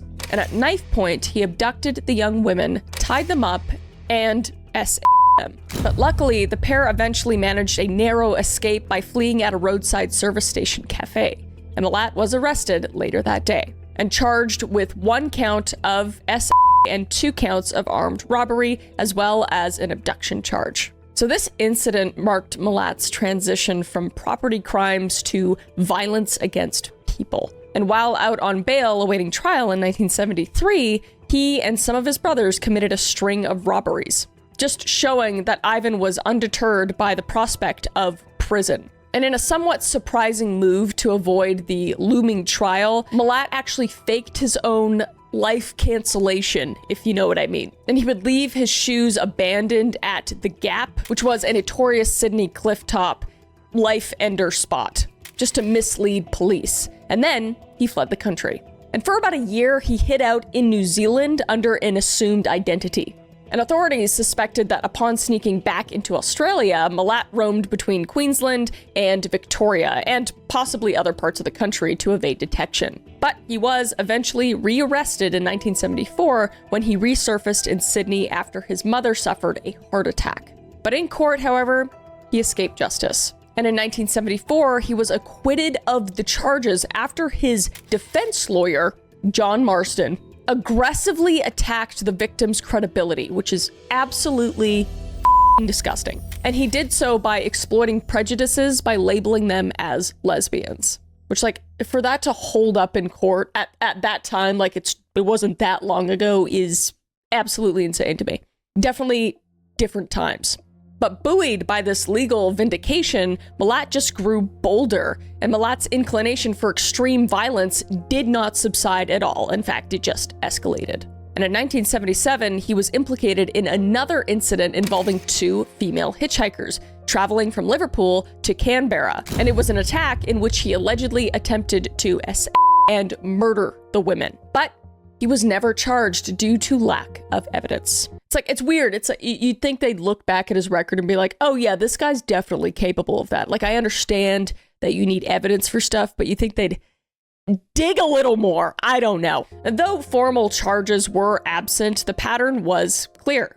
Malat was increasingly targeting vulnerable travelers and growing more confident in doing so. So he had effectively graduated from burglar to predator. And it's crazy because he would even speak very openly about violence. And acquaintances later recalled Malat bragging about how to incapacitate a person by stabbing them in the spine, and graphically describing how to turn someone into, quote, a head on a stick, which is very reminiscent of Ed Kemper, who literally said that quote verbatim, talking about women that he would look at and he would like picture a life with them, or he would picture their head on a stick. just monsters walking the earth. But such comments, in hindsight, just eerily foreshadowed the grievous injuries inflicted on his eventual murder victims. So throughout the late 1970s and the 1980s, Malat remained an avid shooter and outdoorsman, often hunting in the very forest that would later become his killing grounds. So the 2 decades before his known killing spree saw Ivan Malat evolve into a hardened, volatile criminal who had proven capable of sexual violence, cunning evasion of law enforcement, and remorseless brutality. Just all the ingredients for a serial killer lying in wait. Just a giant steaming pot of shit serial killer stew, just of the worst kind. And behind the scenes of his escalating violence, Malat attempted to create a facade of normalcy in the late 1970s and late 1980s. And as mentioned before, after evading conviction in 1974, he secured a steady job as a truck driver with the Roads and Traffic Authority, operating out of Liverpool and traveling widely across New South Wales. And by outward appearances, he was a reliable road worker, known to his co-workers as quiet, if somewhat rough-edged. And in 1983, Ivan entered into a relationship with a teenage girl named Karen Duck, who was 16 years old and pregnant by one of Ivan's cousins when they met. What the is going on? This wasn't like 1910 or 20. Not that that would make it okay, but it's just like so recent where this is just, it's just disgusting to think about. Insane. So Ivan married 16-year-old Karen in 1984, perhaps seeking a conventional domestic life. So the couple would live in southwestern Sydney, and for a time, Malat's violent impulses were not publicly visible. But behind closed doors, the marriage was deeply, deeply troubled, which is not remotely surprising given who this piece of shit is. Because Karen would later describe Ivan as, quote, gun crazy, recounting how he found joy in shooting kangaroos during visits to the Belanglo State Forest, and how he kept a frightening arsenal of weapons. And she also endured his temper and physical abuse. And in 1987, after years of just terror, Karen fled the marriage in fear of her life. And they would divorce in October of 1989. And I believe that this was one of the kicking off points to him getting back into his murderous ways. Because despite marrying, Malat's treatment of women and family remained abhorrent, if anything. And in yet another breach of trust, Ivan carried on a secret affair with his own brother Boris's wife throughout the 1970s, so while he was married to Karen, which resulted in the birth of a daughter named Lenise. So through the 1980s, Malat continued living around the Sydney area, working intermittently, saving money to buy firearms and vehicles, and honing the outdoor skills that would soon facilitate his transition from violent criminal to serial murderer. And financially, Ivan was stable enough due to his roadwork income to fund his hobbies of guns and off-road vehicles. And by the end of the 1980s, Malat continued to be a seemingly ordinary laborer on the surface. But underneath, his rage and predatory intent were ready to burst. All he needed was the right opportunity and victims to unleash the full extent of his monstrosity. So Caroline Clark was 21 years old and from England, and Joanne Walters was 22 years old and was from Wales. And they were traveling in Australia when their paths crossed in the early 1992. And the two actually became friends while staying at a backpackers hostel in Sydney's King Cross district, and decided to team up for the next leg of their adventures. So on April 18th, 1992, they set off together from Sydney, intending to hitchhike south towards Victoria to find fruit picking work, or possibly travel west to see more of the country. So when weeks passed with no word from either woman, their panicked parents alerted authorities in the UK and Australia. And flyers were distributed and media outlets publicized their disappearance, and raising the fears that something had gone terribly, terribly wrong on the road. And tragically, those fears would be confirmed in late September of 1992. So on September 19th of that year, two orienteering runners in the Belanglo State Forest stumbled upon a concealed corpse in the bush. And the next morning, police investigators found a second body only 30 meters away. And dental records identified the remains as Joanne Walters and Caroline Clark. and the condition of the bodies revealed the horrifying violence that had endured.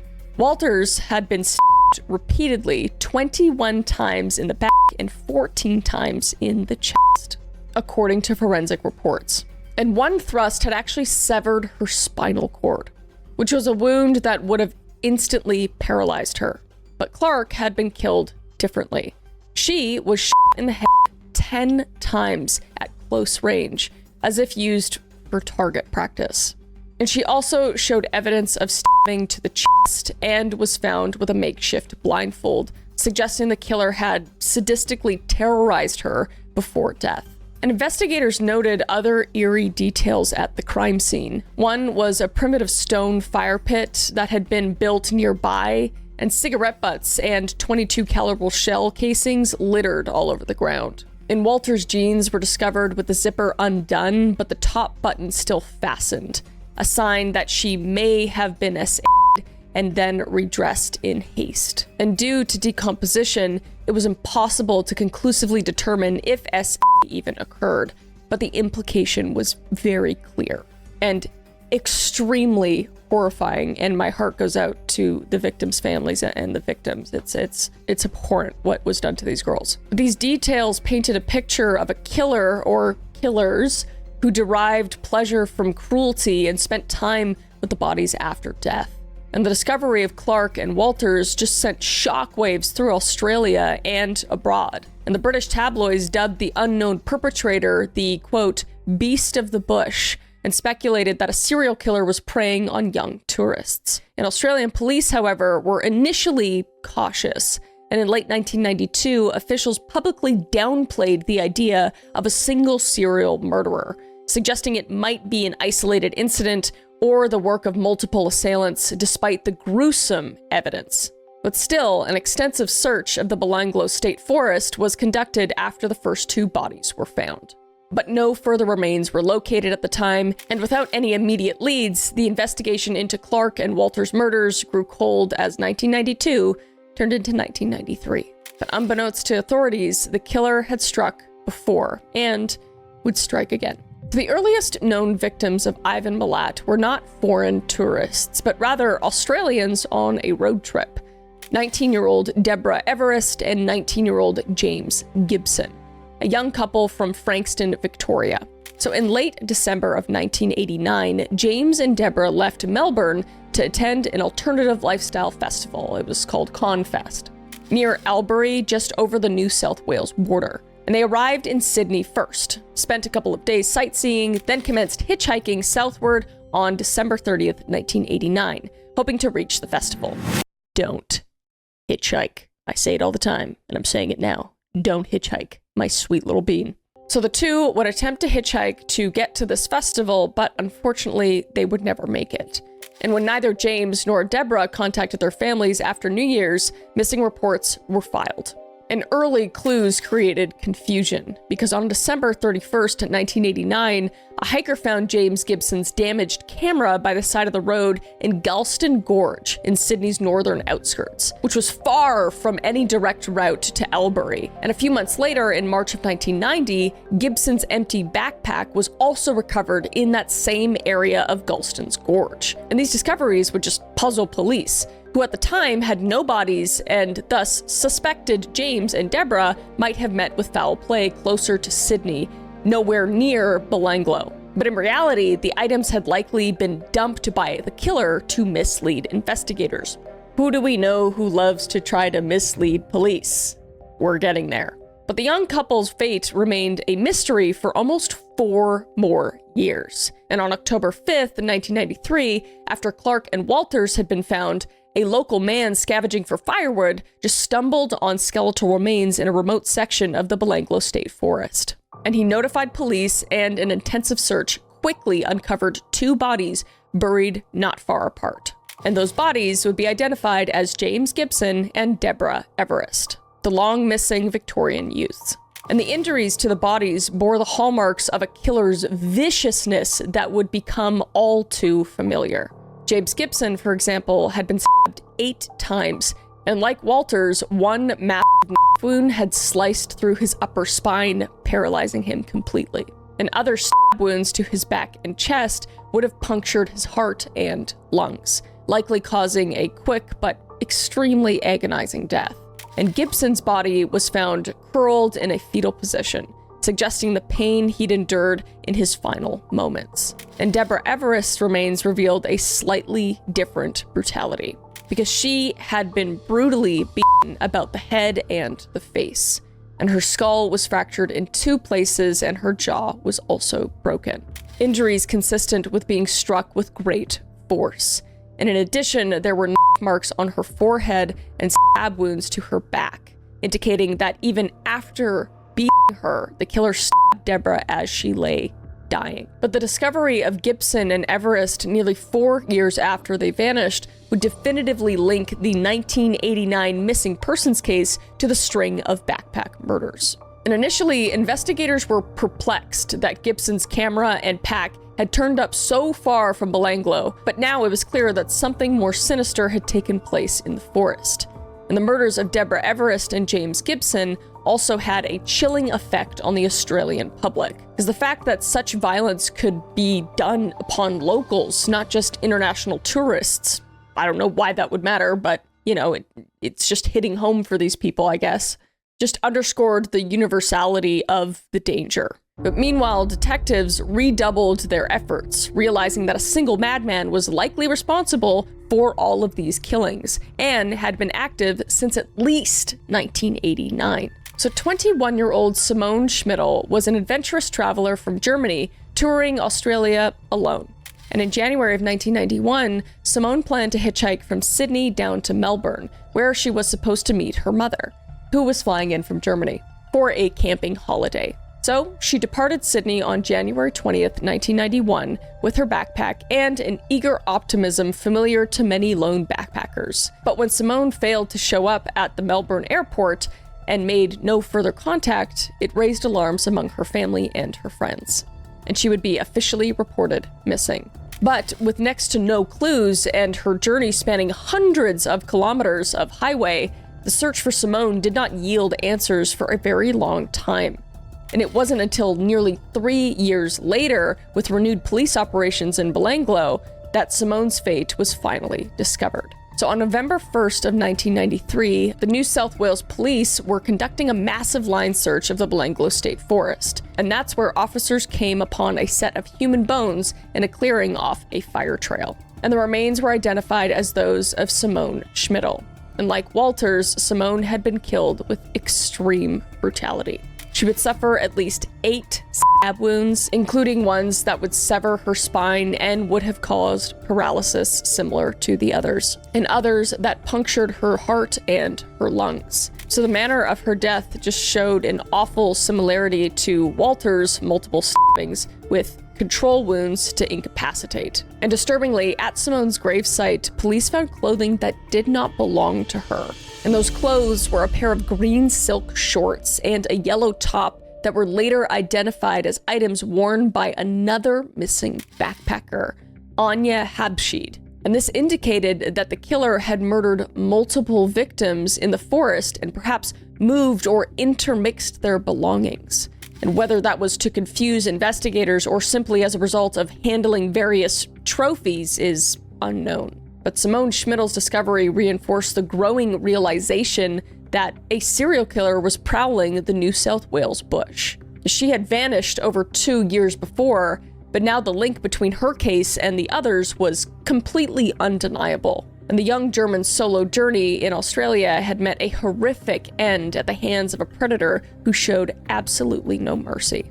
Gabor Neugebauer was 21 years old, and his girlfriend, Anya Habshid, was 20, and they were a German couple exploring Australia together. And in late 1991, they had big plans, because after Christmas in Sydney, they would travel across the country, aiming to reach Darwin in the Northern Territory, and then fly home to Germany a month later. So on December 26, 1991, which was Boxing Day, Gabor and Anya checked out of their Sydney hostel and set off hitchhiking, intending to head south and then west on a grand outback adventure. But unfortunately, they never made it to Darwin alive. And when the pair failed to contact their families or catch their scheduled flight home, they were reported missing.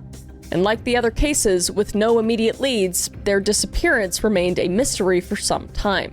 And it wasn't until November 4th, 1993, just days after Simone Schmidl's body was found, the intensive police search of Belangla Forest yielded 2 more grim discoveries. And in a bush-covered area not far from where Simone lay, searchers found 2 shallow graves about 50 meters apart. And within them were the remains of Gabor and Anya. And the condition of the German couple's bodies revealed both the killer's escalating depravity and the varying methods that he employed. Anya, for example, had had her head removed from her body completely, but her head, unfortunately, would never be recovered.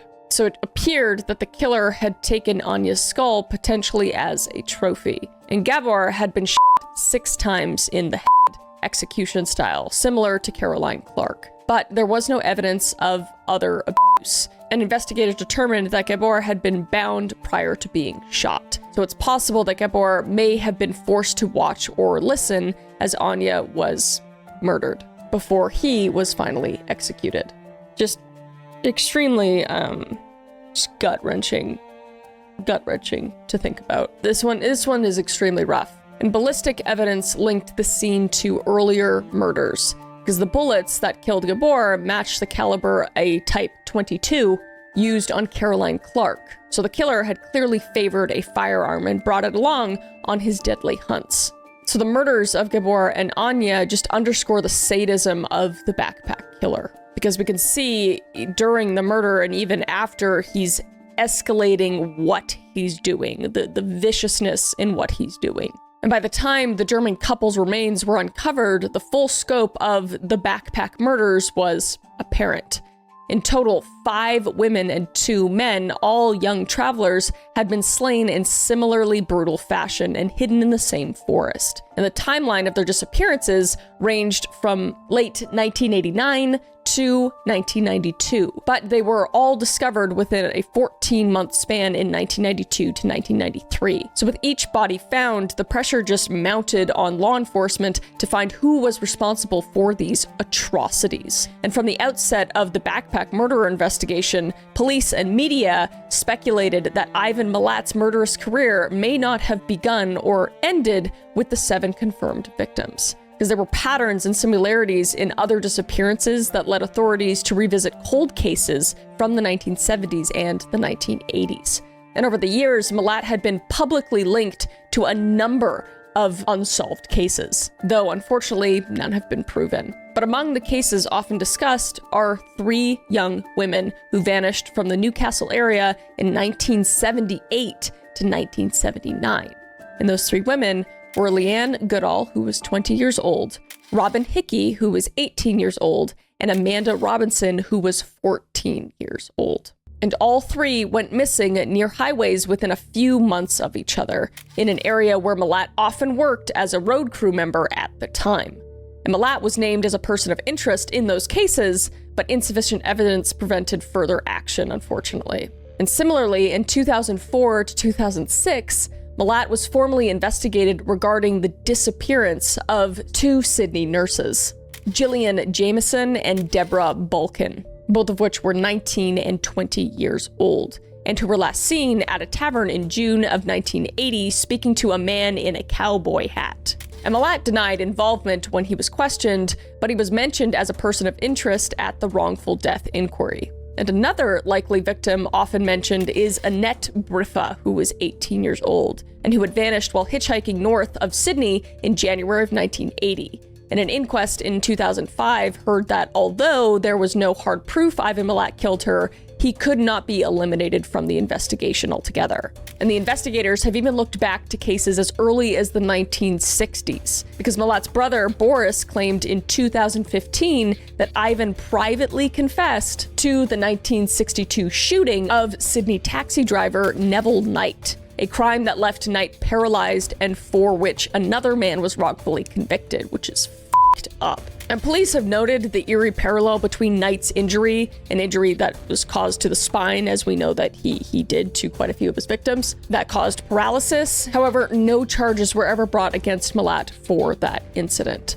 So all told, as many as 20 unsolved deaths and disappearances have been theorized as potential Malat victims by various experts, authors, and police task force. And these include hitchhikers and backpackers who vanished along Australian highways in the 1970s and 80s, their profiles and the circumstances just echoing the known victims. So the New South Wales police response to the backpack murders evolved from skepticism to full mobilization as the scope of the crime spree became very, very apparent. And as mentioned before, after the first two bodies, Clark and Walters, were found in September of 1992, police were cautious about declaring that a serial killer was at work.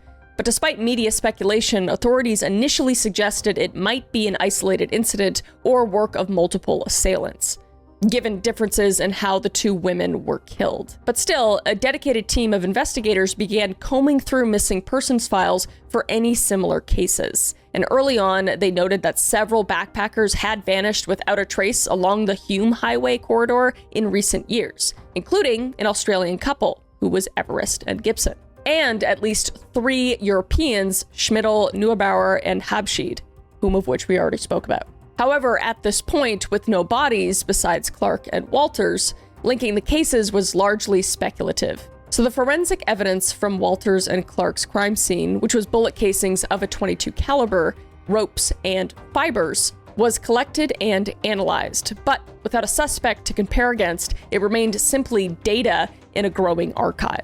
But one of the few leads was a criminal profile offered by forensic psychiatrist Dr. Rod Milton. And after examining details of the first two murders, Dr. Milton suggested that the killer was likely a local man in his mid-30s with a history of aggression, someone familiar with the forest terrain, and that the crimes were motivated by the pleasure of inflicting pain. However, Dr. Milton did not initially believe a, quote, classic serial killer was responsible, and even floated the idea that the murderer might even have an assistant.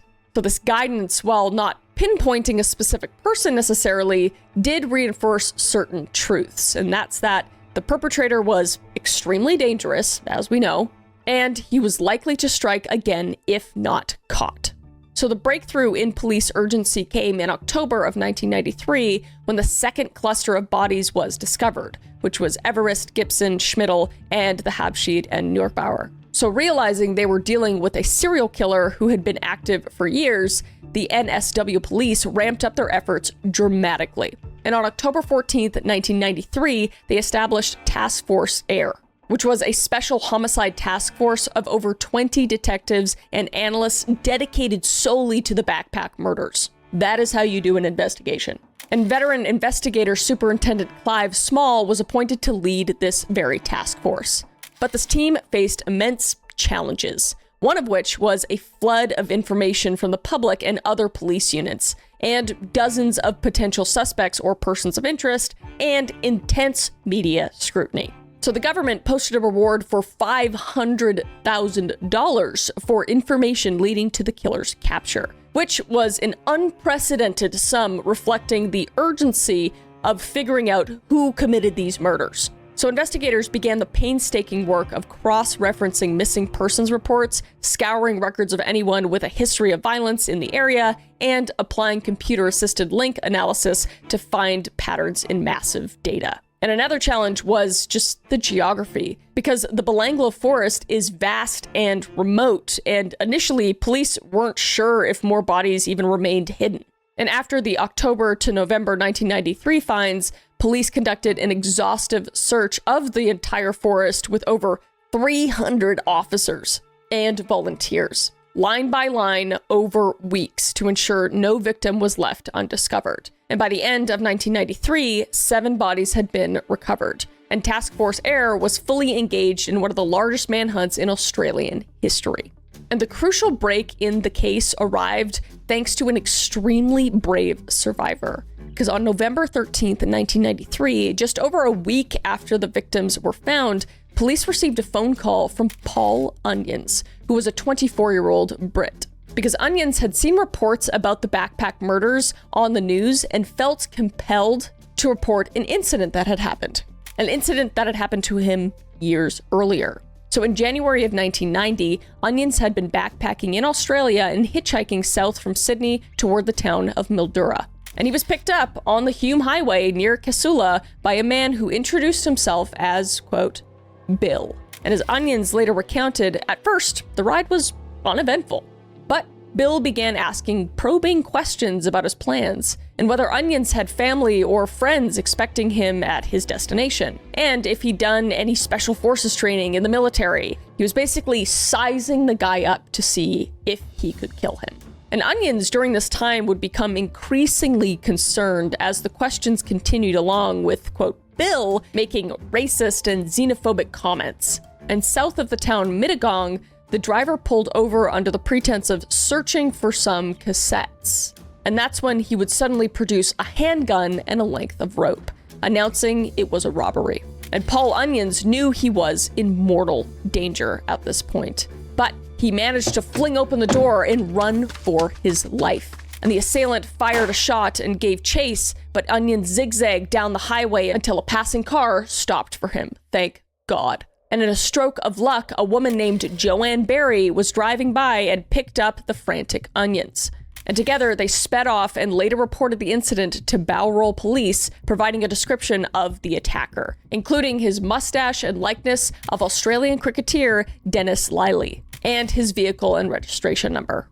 And at the time, in 1990, that report did not lead to an arrest, and the Bowral police would log the complaint, but with no immediate suspect, it just languished in a filing cabinet.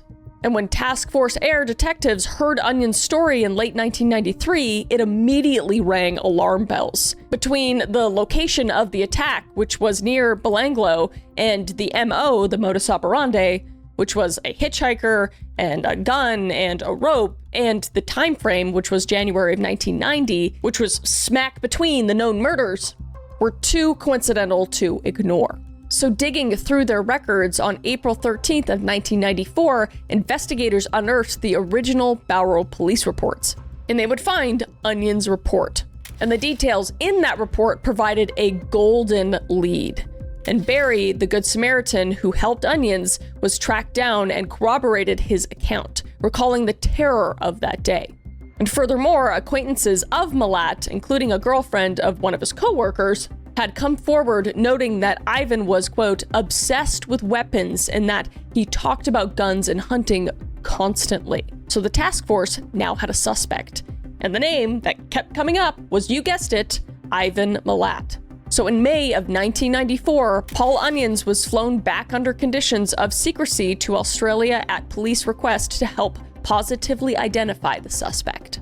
And on May 5th, 1994, Onions viewed a videotape lineup of potential suspects. Some accounts say it was a live lineup, but we don't actually know for sure. But without any hesitation, he picked out Ivan Malat as, quote, Bill, the man who had tried to kill him 4 years prior.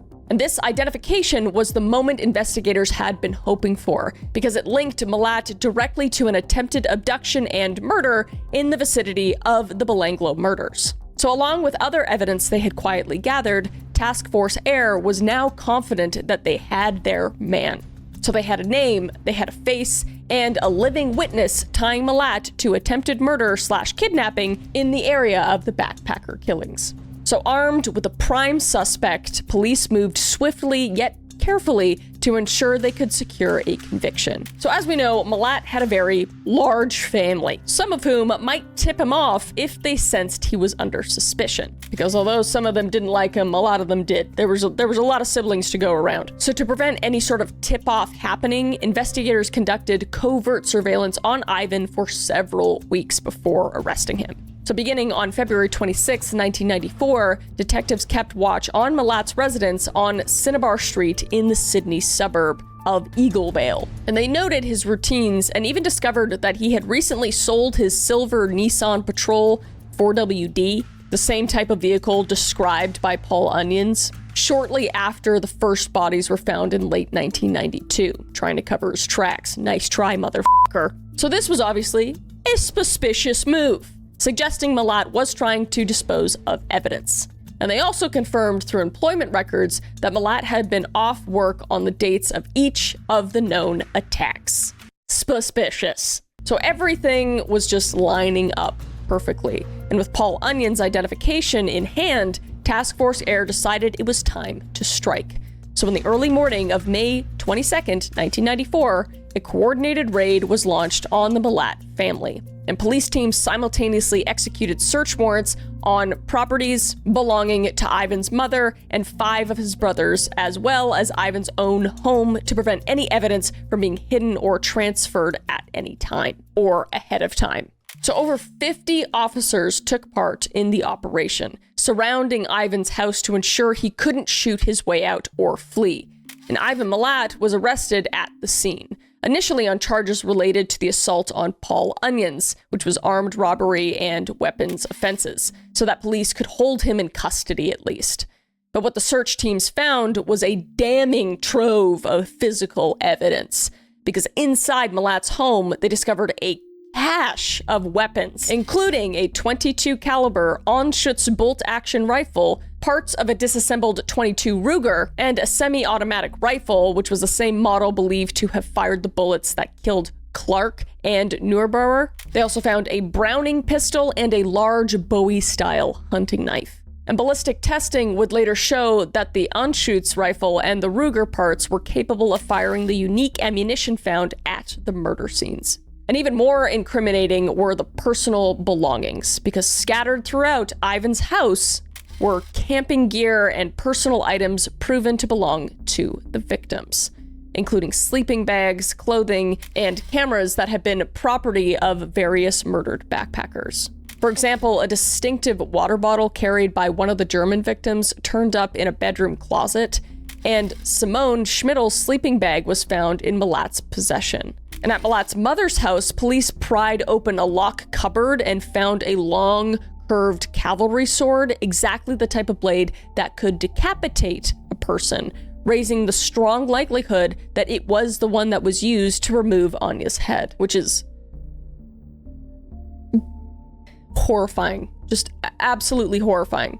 And additional stolen property from the victims, including clothing and camping equipment, was recovered at various Malat family residences, indicating that Ivan had shared or stashed items with relatives, and they just didn't question it or they didn't do anything. They just did nothing and let it go on. But many of the family members would allegedly claim that they had no idea that the items were linked to crime, but the sheer volume of evidence was overwhelming. So it seemed that Malat essentially kept trophies of his killings, and those trophies directly linked him to each murder scene. So with this evidence in hand, the case against Ivan Malat was solid.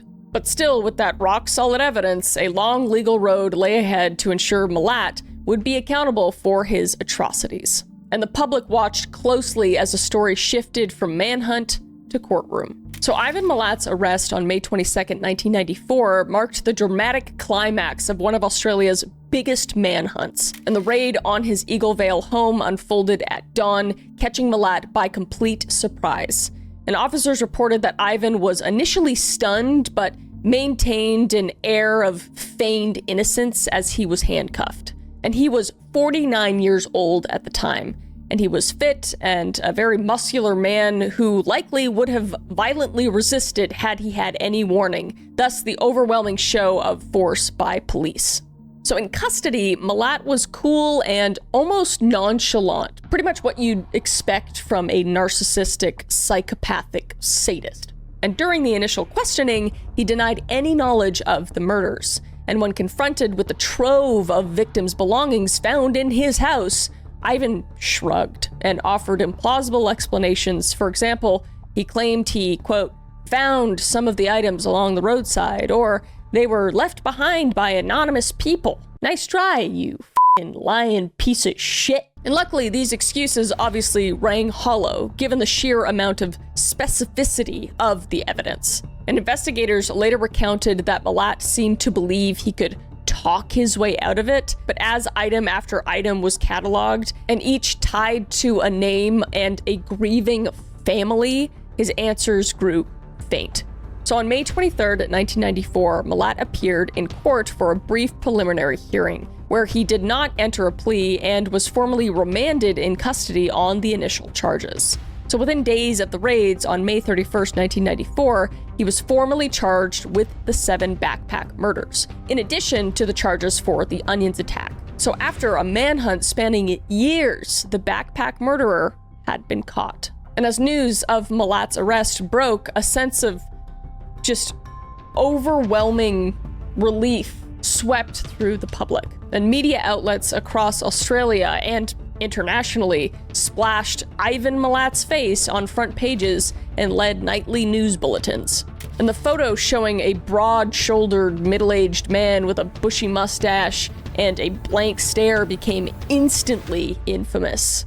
And almost immediately, comparisons were drawn to infamous serial killers overseas. And Malat was dubbed, quote, Australia's worst serial killer by many outlets. But he was most often referred to simply as the backpack murderer, a label that stuck for the rest of his life. And the revelation of Malat's identity and the details of the case provoked both relief and outrage in the Australian community. Because after so many months of fear since the first bodies were found, people could finally put a face and name to the evil that had haunted the national imagination. And public interest in every step of the legal process was intense, as it usually is with these kinds of cases. And when Malat was driven to court, crowds of onlookers and journalists just swarmed for a glimpse of him. And in the media, extensive profiles of Malat emerged of his work history, his family background, interviews with former classmates and neighbors, as everyone tried to understand how an unassuming road worker had become a sadistic killer.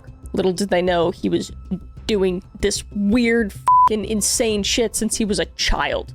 And the media delved into his upbringing, reporting on the strict and violent Malat household and his prior run-ins with the law. And many Australians were just stunned to learn that Malat had been acquitted of a 1971 grape of hitchhikers, questioning how a violent predator was able to roam free all those years earlier. So the public reaction was overwhelmingly one of anger and just a thirst for justice, which is absolutely justified. I mean, he should not have been walking the streets or driving on the highways after all the other crimes that he had committed. It's just atrocious. Like, yes, during the investigation, this specific investigation, they really stepped up, but I mean, it could have been avoided. So family members of the victims, some of whom had traveled from the UK and Germany for the trial, were vocal about their hope that Malat would never see freedom again.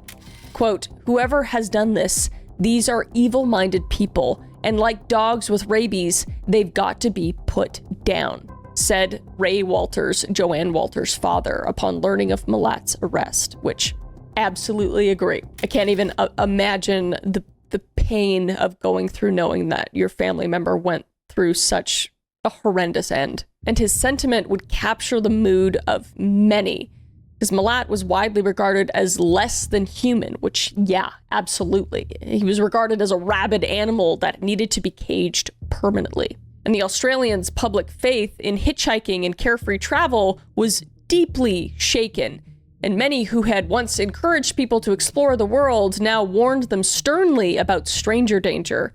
And the tourism industry, for its part, had mixed responses.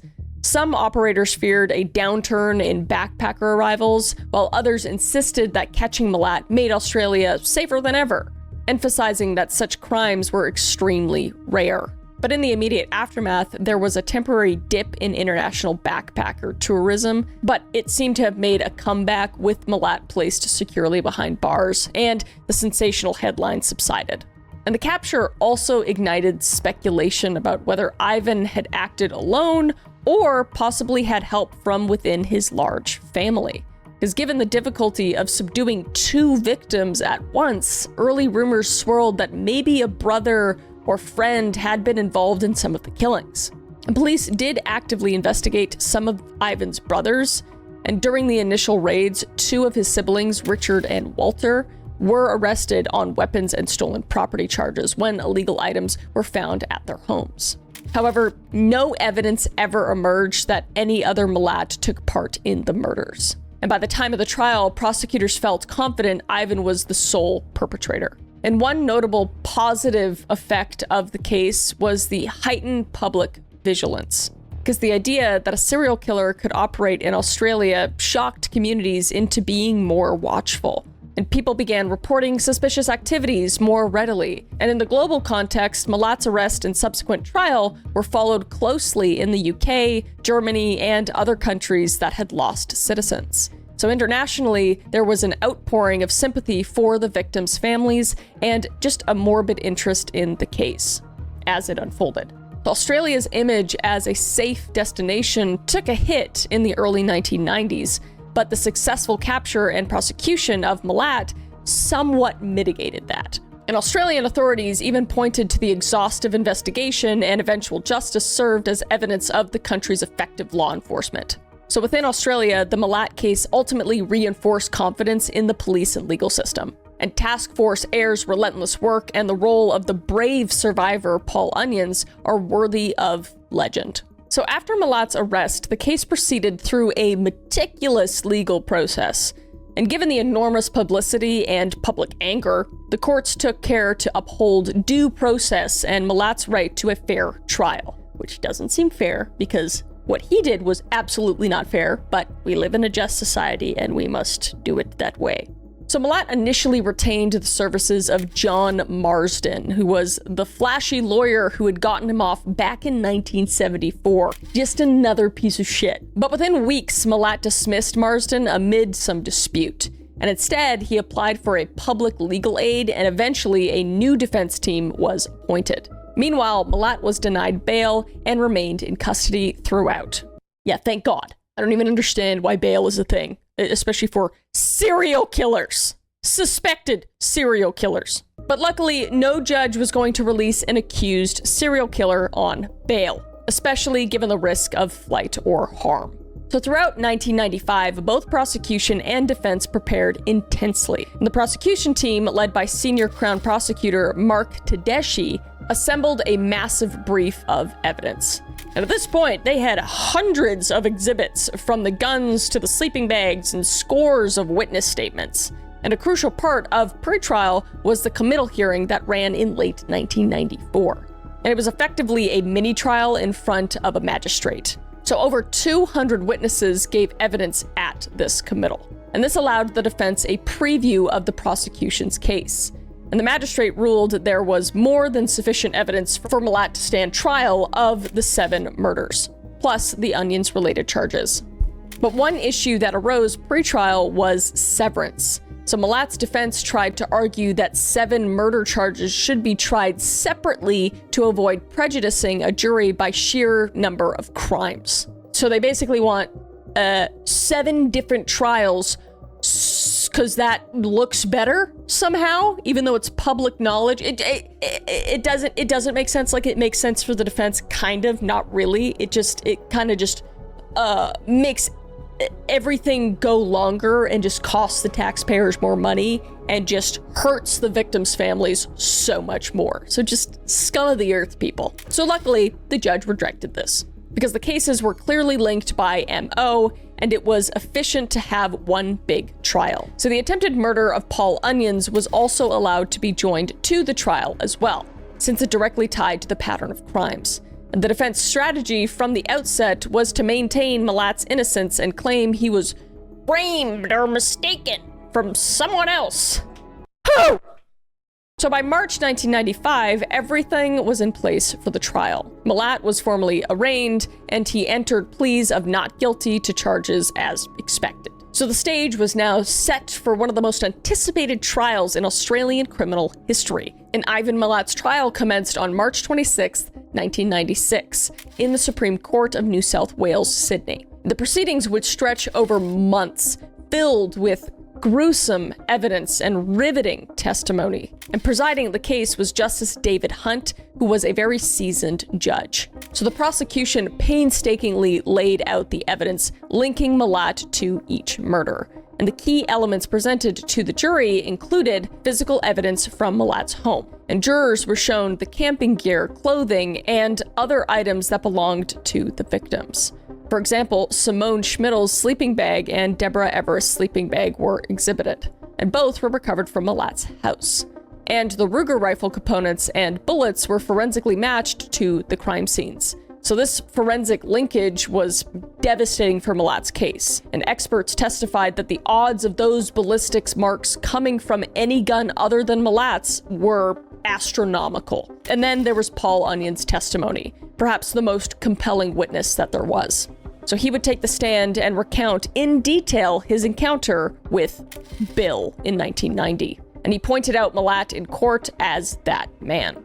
And then several Malat family members testified as well, some for the prosecution, and some effectively as defense witnesses. Really split this family up, this case did. So 2 of Ivan's brothers, Walter and Richard, were called, and they had been investigated themselves, especially Richard, whom the defense tried to cast suspicion on, but under oath, both denied any involvement and claimed to have alibis. So the prosecution used them to show that after Ivan's arrest, Walter and Richard had been found with weapons and items that Ivan gave them, which just demonstrated Ivan's consciousness of guilt through hiding evidence. And then there was expert testimony, which had forensic experts walk the jury through each crime scene, autopsy results, and significance of the similarities between each crime, between the spinal stabbings and the type of bullets, etc.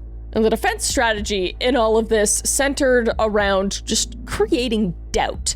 And Malat's lawyer contended that the evidence, while suggestive, was circumstantial. Which, how can you even practice law and present that? I don't understand that. How do you sleep at night? But he would say that there was no eyewitness to any murder saying, quote, "I saw Ivan do it." Yeah, because that's what you need in order for somebody to be convicted of murder. What?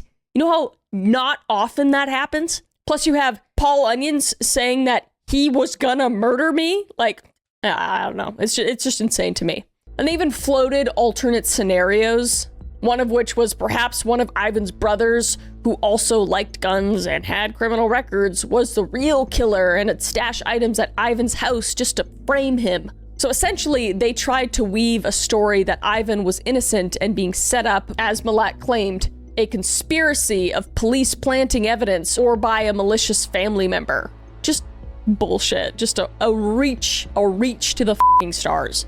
And a dramatic moment came during the trial when Ivan Malat himself took the stand in June 18th of 1996. Because it's relatively rare for defendants in murder trials to testify, but Ivan was confident. I mean, we see this with like Ted Bundy and, countless other narcissistic serial killers. They're like, I can get out of this. But he calmly asserted his innocence, claiming, quote, "My basic defense was that it wasn't me. I don't know who did it. It was up to them to prove my guilt, not for me to prove my innocence." Just the fucking arrogance of this just shit stain of a person. Oh my God. Though under cross-examination, his composure was tested, and his testimony, obviously, did not win him sympathy. If anything, observers felt he came across as cold and implausible, especially when faced with personal items of murdered young people. And through it all, Malat remained outwardly just confident and just unbothered. He truly seemed to believe he might be acquitted, like he was actually delusional. But as the trial wound down in July of 1996, the weight of the evidence was crushing. And after final arguments, Justice David Hunt gave instructions to the jury, carefully outlining how they could consider the evidence. And on July 27th, 1996, the jury returned their verdict after several days of deliberation, which, why is this taking several days, but whatever. But Ivan Malat was found guilty on all 7 counts of murder, as well as the charges related to the attack on Paul Onions. And the verdict was unanimous and came as a relief to the victims' families and to the public. And Malat reportedly showed little reaction. He actually smirked and shrugged, maintaining his indifference. But it was over now. The evidence had been overwhelming, and during the sentencing hearing, Justice Hunt did not mince words, and he sentenced Ivan Malat to 7 consecutive life sentences with no possibility of parole, 1 for each life that he took. And additionally, for Paul Onion's attempted murder, kidnapping, and robbery, Malat received 6 years each, totaling 18 more years on top of those 7 consecutive life sentences. to be served concurrently, which was mostly symbolic, as the life terms ensured he would never be free at any point. And in Australia, life without parole is relatively rare and reserved for the worst of the worst offenders. And Malat joined that infamous category that day. And Justice Hunt's remarks when delivering the sentence were powerful and captured the horror of Malat's crimes. And he addressed the courtroom, noting that, quote, "These 7 young persons were at the threshold of their lives, with everything to look forward to: travel, career, happiness, love, family, and even old age." And that Malat had callously snuffed that out.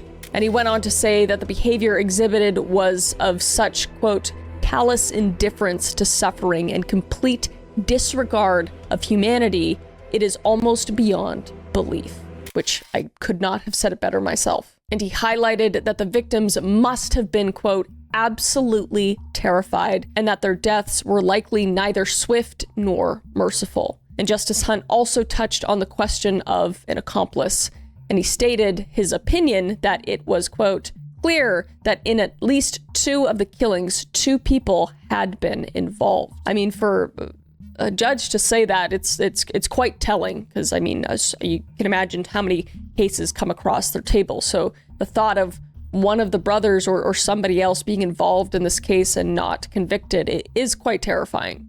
And this, of course, was not an official finding, but just an observation. But it just left that open possibility that Malat did not act entirely alone. But regardless, Hunt made it plain that even if that were so, Ivan was certainly one of those perpetrators and the primary culprit by all evidence. And thus ended the legal chapter of the backpacker murders. And the trial's outcome was hailed a triumph of justice, and it demonstrated the effectiveness of law enforcement and the courts in dealing with one of the most heinous serial murder cases the country and the world has ever seen. So Ivan Malat began serving his sentence in 1996 in Maitland Jail, a maximum security prison in New South Wales. And from the outset, he proved to be a difficult and notorious inmate.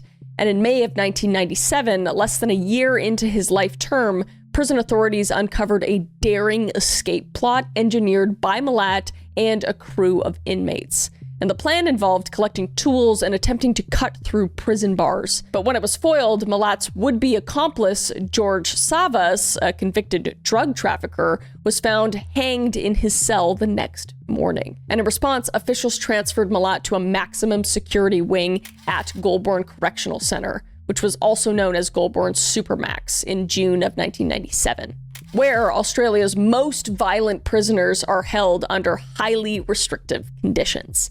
And there, Malat was placed in a small, very small one-man cell under 23-hour lockdown initially, with intensive supervision. And for the next 2 decades, Malat's life behind bars was marked by defiance, self-harm, and zero remorse. And he never admitted his guilt in the backpacker murders, and in fact continued to file appeals and legal challenges in efforts to overturn his convictions. But in July of 2001, the NSW Court of Criminal Appeal unanimously dismissed Malat's first appeal, affirming that there was no miscarriage of justice in his trial, which, yeah, duh. And Malat then petitioned the High Court of Australia for a special leave to appeal. But in November of 2004, the High Court refused to hear his case at all. So that just extinguished Malat's legal avenues. And Malat, just enraged at being out of options, turned to hunger strikes and self-mutilation to draw attention to himself. And in 2003, he swallowed metal staples and bit off razor blades, forcing a trip to the prison hospitals as authorities feared internal injuries. And in January of 2009, Malat used a plastic knife to saw off his little finger, intending to mail it to the High Court of Canberra as a protest for not getting an appeal. Sounds like a very macabre fucking toddler. So after cutting off his finger, he went on a 9-day hunger strike, consuming nothing but water until prison officials intervened. And he ended the protest only when he became so weak he accepted a sandwich from the guards. And it was allegedly rumored that Malat staged this particular stunt to also demand a PlayStation video game console in his cell. I have no words. A request, luckily, that was flatly denied. And these antics earned Malat little sympathy, obviously, and the New South Wales Corrections Minister at the time publicly scoffed that Malat could, quote, starve all he wants. Amen. And he wouldn't be getting any special treatment because of it. But nevertheless, Malat's self-harm episodes reinforced his manipulative personality, because even behind bars, he sought control through any means available, including trying to inflict guilt or inconvenience on the system by injuring himself. And on at least one occasion, Malat was attacked by other inmates as a form of prison justice, and Malat recovered from these minor injuries without much complaint. So even as Ivan Malat grew weak in prison, law enforcement did not forget the possibility that he had more victims. And throughout the late 1990s and 2000s, detectives from NSW and other states periodically visited Malat in prison, just trying to elicit more information about unsolved cases. But each time, Malat would casually deny any sort of involvement. And in 2001, an inquest was held into the disappearance of the 3 Newcastle area teenagers from 1978 to 1979, which was Goodall, Hickey, and Robinson. And Malat was brought from prison to testify, but he provided nothing useful, essentially just shrugging and saying he didn't know them. And a police officer who was present said that Malat seemed to enjoy the excursion from prison more than anything, and treated the inquest like a, quote, day trip. But similar efforts would follow. In 2003, Queensland police interviewing Malat about several unsolved hitchhiker murders in their state found him polite but unhelpful. And in 2005, NSW police attempted to question Malat about Annette Briffa and 2 missing British nurses, also from 1980, but Malat again gave no confession or insight. And one of the more intriguing developments came from within Malat's own family, actually. Because over the years, a few of Ivan's siblings broke ranks and suggested he might have been involved in other crimes.